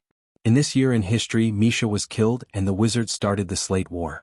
But all of this seemed to have nothing to do with Brando at the moment. He did not know the drastic changes that were happening in Wonde at this moment. Although he might have guessed in his heart, he knew that he was in an independent time stream. Compared to him, Wonde should be still at this moment. Besides, what he needed to worry about now was no less than what the people of Wonde had to worry about. In fact, he did not expect to encounter the Millennium Tide outside the elemental barrier. Fortunately, this place was still covered by the law of Tiamat. Otherwise, the violent magic would not only give him EXP, but also directly drown him and the fleet of Tiamat. Even Iroma would not be able to help. For a moment he did not know if he should say that he was too lucky or too unlucky. Because even within the law of Tiamat, the current storm was still very threatening. One only needed to look at the fleet of Tiamat to understand this. Although the heart of the storm nurtured a large amount of low-level wandering mana that mortals could use, or perhaps some sort of easily obtainable EXP, the tremendous energy generated by the violent mana during the warp was equally destructive. That was the lightning storm. Letting the fleet pass through the center of the storm vortex was actually a helpless choice. Compared to sacrificing the fleet of the Icy clan in exchange for an unpredictable result, it was better to take the risk. Besides, he was not completely without confidence. Although the center of the storm was filled with energy lightning, time and space vortices, there was also an advantage. The large amount of low-level magic converted would quickly increase everyone's strength, and they would not have to worry about mana and stamina exhaustion. If they could avoid the effects of the energy lightning and time turbulence, the fleet might even gain immeasurable benefits in the center of the storm. As for how much they could achieve, it depended on their understanding of the law of time and space. Chapter 1144. But if he had a choice, Brando would still want to do it again. Experience and levels were no different from life for the players. And for him, there was nothing more urgent than the desire to become stronger. After the speed of gaining experience began to slow down, Brando realized that he was not quite used to it. Although the speed of gaining experience had far exceeded his experience in the game. After all, this was the outer world outside the shallow sea. It was close to the edge of the Sea of Magic, and the magic was incredibly rich. In the inner layer of the Wonde, when the tide of magic came, the speed of gaining experience was at most one-third of this speed. The speed of gaining experience was even slower for low-level players. But it was easy to go from frugality to extravagance, but it was difficult to go from extravagance to frugality. After enjoying the crazy speed of gaining experience, Brando was a little dissatisfied with the snail speed of gaining experience every second. He was even a little doubtful that the amount of magic power in the lightning storm was so much. It should be at least the same level as the huge amount of energy it released. But the amount of experience he absorbed was far less than that. Although the experience bar was almost crazy, it was only relative to the speed. In terms of total amount, the amount of experience he absorbed was less than a quarter of the experience he needed to go from the peak of the law to the supreme realm. But the energy released by each lightning bolt was at least the full power of the sage. There were no less than thousands of lightning bolts in the storm. The difference between the two was just too big. Even if I slowly absorb all the remaining EXP from the storm, the total amount of EXP won't increase by much, because the rate of gaining EXP will become slower and slower, and the amount of mana floating in the air will become less and less. But he did not understand why this was happening. Where did the magic power go? He raised his head and looked into the distance. The newly formed storm was no longer a threat. Almost all the lightning bolts were attracted by him and Iroma. After the energy released by the magic power was consumed by Iroma's Holy Sword realm, the storm that had just formed showed signs of subsiding. Iroma, Brando suddenly asked, can you understand the flow of magic power in the void? Iroma looked at him but did not answer. She only touched his forehead with her hand. Brando immediately saw a large net that traversed heaven and earth appear in his line of sight. In this net all kinds of magic power were flowing. When they passed through the net, the nearby lines of law lit up slightly, and the magic power formed a downward vortex. There seemed to be a bottomless pit under the vortex, sucking in the flowing magic power and then disappearing. This was the Eye of Law. Brando knew that this was not what he was seeing, but what Iroma had shared with him. Only after a complete body could one have such vision. Players could directly see the laws at the bottom of the world, and did not need to use elements to make the laws manifest. This was the biggest difference between the realm of gods and mortals. He knew that the large net he saw was the law of Martha that covered the entire Wond, the 4 elemental planes, and the outer world, Tiamat. It was obvious that the law of Tiamat was transferring the magic power to another place. Brando knew at a glance that it was the Medusa layer and Pandora layer of the 7-layered network of law. This meant that Tiamat was actively absorbing and accommodating the magic power of chaos. In the past, this process was extremely slow. Martha had once reached an agreement with the 4 elemental masters to let the 4 elemental masters build the boundary and foundation of Wond. The magic power of the Sea of Magic would first enter the shallow sea, the mountain where the storms stopped, the river of scorching heat, and the earth's pivot. After the magic power of chaos here was transformed into the foundation of elements and order, it was then incorporated into the 7-layered magic network of Tiamat and finally supplied to Wond. But now, the basic law of Tiamat had disappeared, and the law of Tiamat was almost directly absorbing the magic power of chaos. This would inevitably lead to a huge accumulation of magic power in Wond, further increasing the strength of the entire world. However, it was not without disadvantages. The almost unformatted magic power of chaos would further deepen Wond's chaotic index. In the long run, this did not seem to be a good thing for Martha's order system. In the history of the Amber Sword, after the Slate War, the whole world fell into chaos and war, and it was probably related to this. Brando did not know why the law of Tiamat suddenly went crazy, but he could not change this established process. Perhaps Martha wanted to reduce Wond's dependence on order, or perhaps he did not know. But now he at least knew where the magic power around him had gone. The center of the storm that the two of them were in finally began to disintegrate, and the void no longer released lightning. Only 1 or 2 thin electric beams occasionally flashed around the two of them. For Brando this was a bit of a pity, but for the fleet of the Termosian and the IC clan behind, it was a blessing. Thanks to Brando and Iroma, they could be said to have escaped a disaster. Under the protection of Iroma's wings, the fleet slowly moved along the center of the storm vortex, and soon the fleet of the Mist clan and the port of Everwinter caught up with them. The 3 fleets once again merged into one. But although the temporary threat was eliminated, the storm vortex in the distance was still there. It was like a dazzling purple light channel, constantly pulling everything around it into its center. Around it, new lightning storms were constantly forming and subsiding. Brando just glanced at it and saw the whole process of thousands of lightning storms being born and dying. There was more magic power being produced there. Brando knew. But this time he did not dare to directly fly over with Iroma. The closer he was to the center of the storm vortex, the higher the level of magic power, and the more terrifying the energy released during the transition. In the periphery of the storm vortex, the lightning storms formed were at most tens to hundreds of miles long, and lightning clusters covering thousands of miles were rare. But in the center of the storm vortex, such perfect storms were almost everywhere. And Brando knew that there were more than just storms there. Places with rich magic power were bound to give birth to creatures that lived on it, even in the harshest environment. And the harsher the environment, the more powerful the creatures were. Brando could not imagine what existed in the center of the storm vortex. It could be some kind of pure elemental creature, or it could be an ether predator or something else that could not be described. In the void, that was the hometown of Leviathan, and monsters that could be the same hometown as this ancient beast were definitely legendary existences that could be crowned as ferocious beasts. And this time, his target was these legendary existences. Brando flew back to the fleet of the port of Everwinter with Iroma. As soon as he and the Archangel landed on the deck, they heard a cry of surprise, and then a little thing flew over and fell into his arms. Brando picked her up by the collar and put her down on his shoulder. The latter said with sparkling eyes, "My lord, you're so awesome." Unfortunately, he did not pay any attention to her, because he knew how irrational it was to talk to a curious fairy at this time. He knew that the fairy's current mood was not worship or happiness, but curiosity. She put on such a posture, which meant that there were more than 10,000 questions for him to answer.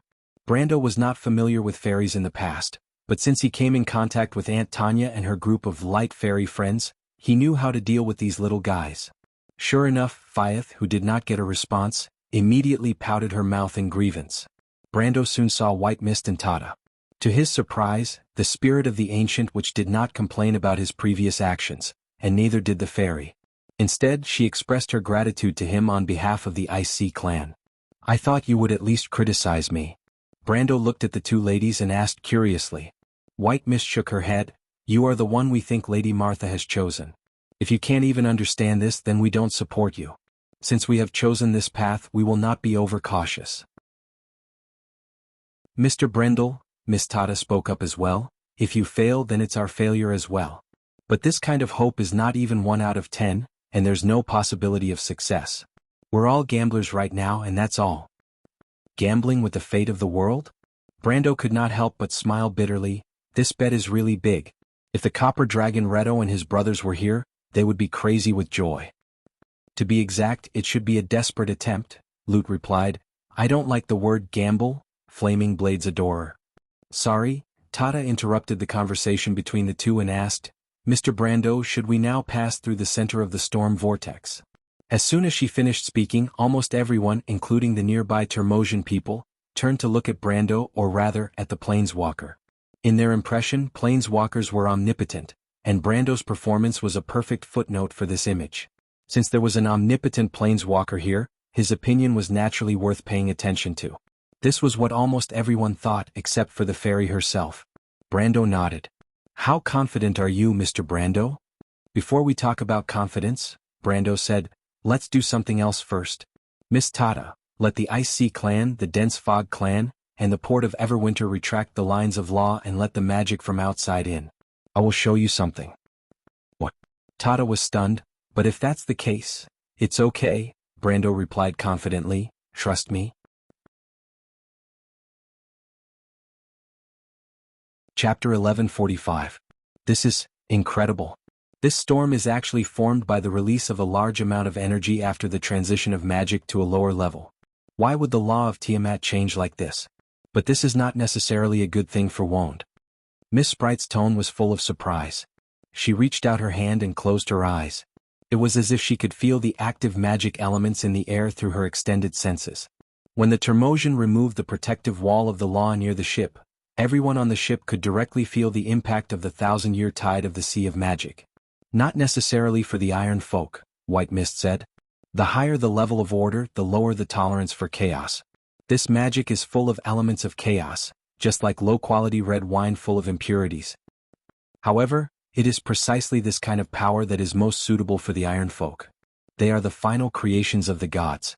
Compared to the perfect Golden Folk and the noble Silver Folk, they are more like defective products. There is only a small amount of order in their bodies. They are like mixed blood hybrids. Perhaps they are still unable to adapt to the original power of chaos. But this level of magic seems to be tailor-made for them. This is the reason why the law of Tiamat has changed. Tata looked at the storm in the void and muttered to herself. We may be witnessing the arrival of a new era. Its impact may only be comparable to that of the era of mortals thousands of years ago. The wise man of the frozen seaside. Everyone could not help but nod. Every time the law of Tiamat changed, it would deeply affect the world of Wand. Just like the departure of the gods, and the abdication of the golden and silver folk. But there was no time like this that made people feel so completely and subverted. When the power of chaos and the world of order became indistinguishable, no one could predict what the future would be like. And the process was irreversible. This time there were no ancestors to restart the world. This seemed to be the last gamble. Everyone seemed to see the hands holding the cards in the darkness put down all the chips and bet on the fate of the mortals. This was the first time and also the last time. Don't think too much about it. No matter what Lady Martha's decision is, it will be after we defeat Dusk. Perhaps mortals can really become the rulers of the future or perhaps not, but no matter what, that is not the prerequisite, White Mist replied. She looked at Brando and continued, what we need to do now is to pass through the center of the vortex. Yes, but if this storm is really just the appearance of the energy released by the mana transition, we might really have a chance to succeed. This is because we only need to worry about the energy lightning in the void, not the space and time disruption that we can't contend with. Tata glanced at the tall Brando beside her and asked, Mr. Brando, I'm very curious. How did you know all this? This question was not easy to explain. I don't know either. I just have this thought in my mind. Although I have never been outside the elemental barrier as half an elementalist, I still have some understanding of the Sea of Magic. Brando thought for a while and casually made up an unreliable reason. I understand, Tata nodded. Smart people tended to think too much and she was no exception. The mana tide is the reflection of the waves of the sea of magic in Wand, but it can't really affect the Wand directly. The fact that it can release such a terrifying amount of energy can only mean that it is caused by the activity of the mana. I think Mr. Brando must have thought of this, and that's why you have such an intuition. Brando could not help but think that it would be great if everyone around him could think like Tada. The longer he stayed in Wand, the harder it was for him to make up a lie. Fortunately, he had not met the Wizard Tower yet, or else his excuse of looking up the Wizard Tower's literature would have been destroyed. White Mist did not seem to care about Miss Fairy's explanation. She looked at Brando with a teasing smile in her eyes. Her idea was much simpler. In the Black Prophecy about the future, there was an omniscient and omnipotent king. The witches usually thought that the king was the incarnation of the Dark Dragon. As someone who had seen Odin himself, of course, she knew that the Dark Dragon's wisdom was because he had more inheritance and knowledge. The Dark Dragon described in the Black Prophecy was obviously referring to him, and not to all the Odins who shared this title. Like the witches, she never doubted the Black Prophecy. She also did not think that the Silver Queen was the person described in the prophecy. On the other hand, although Brando never thought of himself as the Dark Dragon, the signs he showed undoubtedly pointed to the prophecy that was being confirmed. No one could be born with knowledge. However, White Mist had long associated the person chosen by Brando and Martha with every sentence in the Black Prophecy. Unlike Tada, she believed in her intuition. Brando quickly nodded and agreed with Tada's words. The latter was interested in this topic and continued to ask, "Mr. Brando, you have a deep and keen understanding of magic. I noticed this when you mentioned the weave. This is a rare talent. If you continue to study the path of elementalists, you may have unexpected gains. I only know this because I received the inheritance of my ancestors. But Mr. Brando, you are a true genius. Not to mention your attainments in swordsmanship are so high. It's really amazing. I'm a little curious, Mr. Brando. What do you think we should do next?" Brando was a little embarrassed to be praised for plagiarizing other people's knowledge. However, he could not answer this question. Besides, he really did know what to do next. He had never been to the Shallow Sea, but there were many players who had. He did not know much about the magic tides, but there were many players who knew about the magic tides. This was the biggest difference between the modern era and the modern era. In terms of ability, he might not be as good as many people in this era. However, in terms of knowledge, he was familiar with the other world.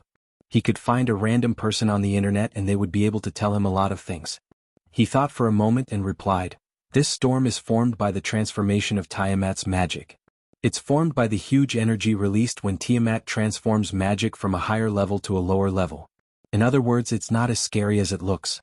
We are still under the protection of Tiamat's law. The main threat is the energy that is cruising in the void. It may appear in the form of a lightning storm at any time and cause damage to the fleet. Due to the huge amount of energy released and the instability of the law at the edge of the Shallow Sea, there may still be time and space turbulence in the center of the storm, as well as faults in the law. However, I don't think it will be much more than when we pass through here normally. Just like what you said, Miss Tada, the magic tides are actually formed by the oscillation of the Sea of Magic in Wand. The Sea of Magic itself is a symbol of chaos, but the magic tides that are projected into the world of order have their own rules.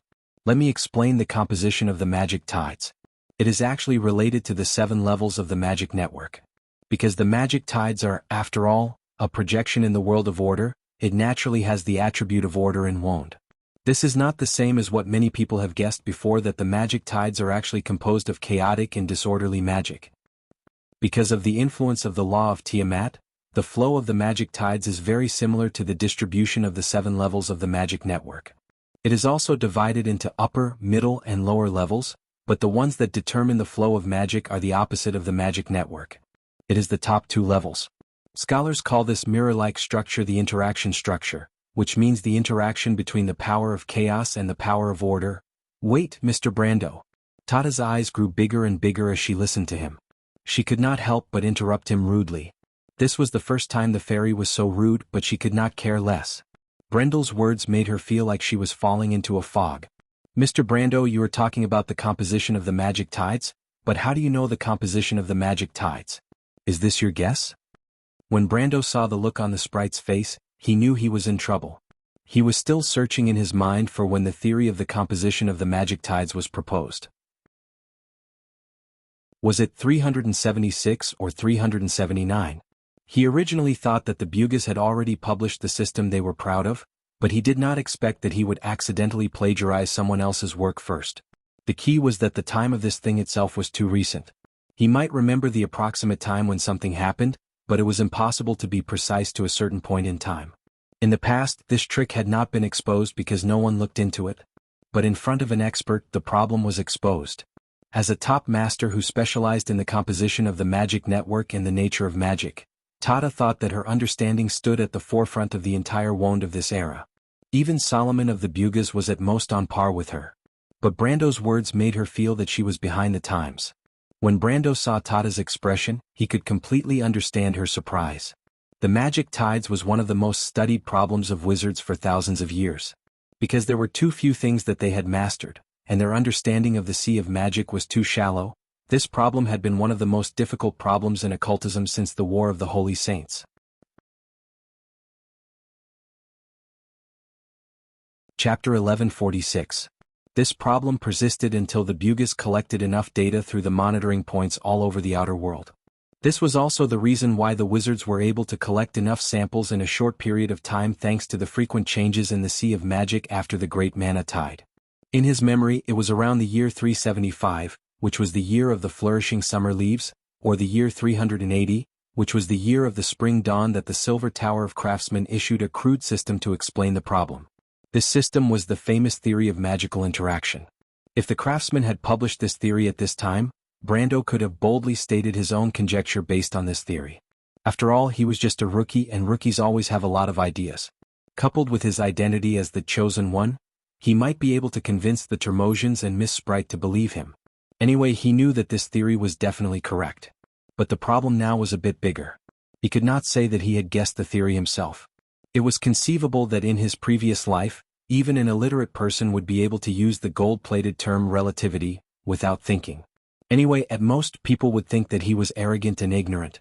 Because illiterate ignorance was not a crime, but if an illiterate person deduced a new system of physics and gave a detailed description and proof process, it would be suspicious. First of all, people would most likely think that it was a coincidence or plagiarism. Then they would most likely suspect that this person had been transmigrated or possessed. Perhaps they would only be one step away from dissecting him for research. Plagiarism. Brando suddenly thought of this word. Yes, plagiarism. Facing Miss Tata's questioning gaze, he finally calmed down and decided to put the blame on the Bugas first. After all, they would be able to produce results in a few years at the latest, and Miss Sprite would not be able to verify it with them for a while. He thought for a moment and said, "Yes, the composition of the Mana Tide. In fact, the Bugas have gone far enough on this issue. I also happen to know about this matter. I have a good personal relationship with Miss Tanya. When she was guiding me in learning elemental spells, we happened to discuss this issue, so I have some conjectures about it." Tanya, Miss Pixie was a bit lost in thought as she muttered, "I know her, she actually went so far on this issue." "I don't think it's her." Brando did not expect Tata to be so entangled with this issue. He quickly explained, "This should be the result of White Tower's research. I think the Bugas have already planned to make it public." "So it's the White Tower Society." Tata nodded. "I did hear that they were researching this problem, but I didn't expect them to progress so quickly." Hearing her say this, Brando finally breathed a sigh of relief. He secretly wiped his sweat, knowing that he had passed this time. However, he was also secretly vigilant. This question and answer with Tata reminded him that in the future, in front of the Bugas, the Termosian, and the remaining sages of Wand who may have a lot of heritage and knowledge, he should speak less and listen more, lest he accidentally expose his origin. His origin was undoubtedly one of the biggest secrets in his heart. He was still not sure whether this world really existed, or whether it had something to do with the Amber Sword. Although he was more and more suspicious that it might have something to do with Lady Martha, he dared not expose his guess at will before he finally confirmed it. If he let Miss Tata and White Mist know that he was just a character in a game in another world, or just a piece of data, who knows what they would think of him? Tata nodded thoughtfully. "So, Mr. Brando, you said that the magic tide has a 7-layered structure similar to the magic net. So does it also have the characteristics of the magic net's natural closure and 7-layered cycle? If that's the case, as long as we analyze the flow of mana in the first and second layers, as well as the distribution of mana in the third and fourth layers, we could follow the flow of mana to wherever we want to go, including returning to the Great Storm route?" Brando could not help but praise in his heart. What he said earlier was actually a copy of what Tata had said. He did not know much about this set of theories, just like in the era where the other half of his soul was in. Any elementary school student could recite the mass energy formula without hesitation, but they did not know how to do it. But Miss Sprite only listened to it once and analyzed what he wanted to say, and even gave her own inference. This kind of understanding and familiarity with magic, she was a real genius. But there is a question, Tata replied. Do you have the ability to calculate and deconstruct the magic tide, Mr. Brando? Brendel knew that although Miss Fairy could calculate and deconstruct the magic network, she might not be able to do anything about the structure of the magic tides. After all, the two were two completely different things, and it was not possible to completely apply them just because the structure was similar. The reason why Miss Tata asked this question was not that she was incompetent. On the contrary, it showed that she could see the essence of the problem at a glance. But Brando nodded. He had no confidence in deconstructing the magic tide at all, but at least he had seen a pig run. In the Amber Sword, when players described a problem, they would not use a long explanation and tell you why. It was just like when they described the strategy of defeating a boss, they would often only tell you when to do something but not why. In most cases this was enough. It was the same now. Brando did not need to deconstruct the magic tide. He only needed to let Miss Tata and White Mist know that he had some understanding of the matter. As for how to do it, the predecessors had already described it. So he nodded and said, "Leave it to me." Miss Sprite looked at him with admiration. If she was looking at a talented genius before, now it was more like she was looking at her teacher. For a scholar who pursued knowledge all her life, a person who knew more about the unknown of the world than she did was undoubtedly worthy of such a title. White Mist and Lute, who were listening to the conversation, noticed Miss Tata's gaze and looked at Brando differently. The former knew what the inheritance of the knowledge of the Holy Saint and 1/3 of the Babel Fortress library meant, while the latter had heard of Miss Tilia's reputation in the elemental world. Such a living library-like character actually asked for advice from others. Not to mention them, even the Termosian wise ones beside them were in disbelief. Maybe this is what it means to be omniscient and omnipotent, White Mist thought to herself.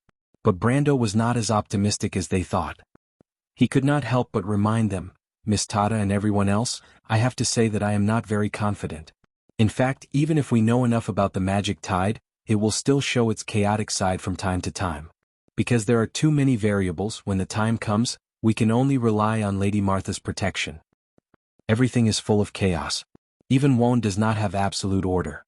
Tata nodded, showing that she understood. We are lucky enough to rely on Lady Martha. Mother will definitely protect us. This is only one of the reasons, Brando replied. The sea of magic is full of primo of chaos. When it is projected into our world, these forces will also manifest in Wone. So there may be a battle? Yes. It's okay. This time it was Lute who answered. The Fire Fairy Prince pulled out his flaming sword. I am ready for battle. Everyone subconsciously took a step back from him or the sword in his hand. It was obvious that this relative of Forseeds's didn't have the ability to control his power, and his previous performance didn't make him trustworthy. But at least this was the best outcome for Brando. But regardless of whether the Termosi people were willing or not, and regardless of whether Brendel was confident or not, the combined fleet of the Port of Everwinter, the Frozen Sea Clan, and the Mist Clan was slowly being pulled into the center of the vortex. Here, the energy generated in the center of the storm became even more violent. The power of chaos seemed to cause turbulence in the surrounding space and time at any time.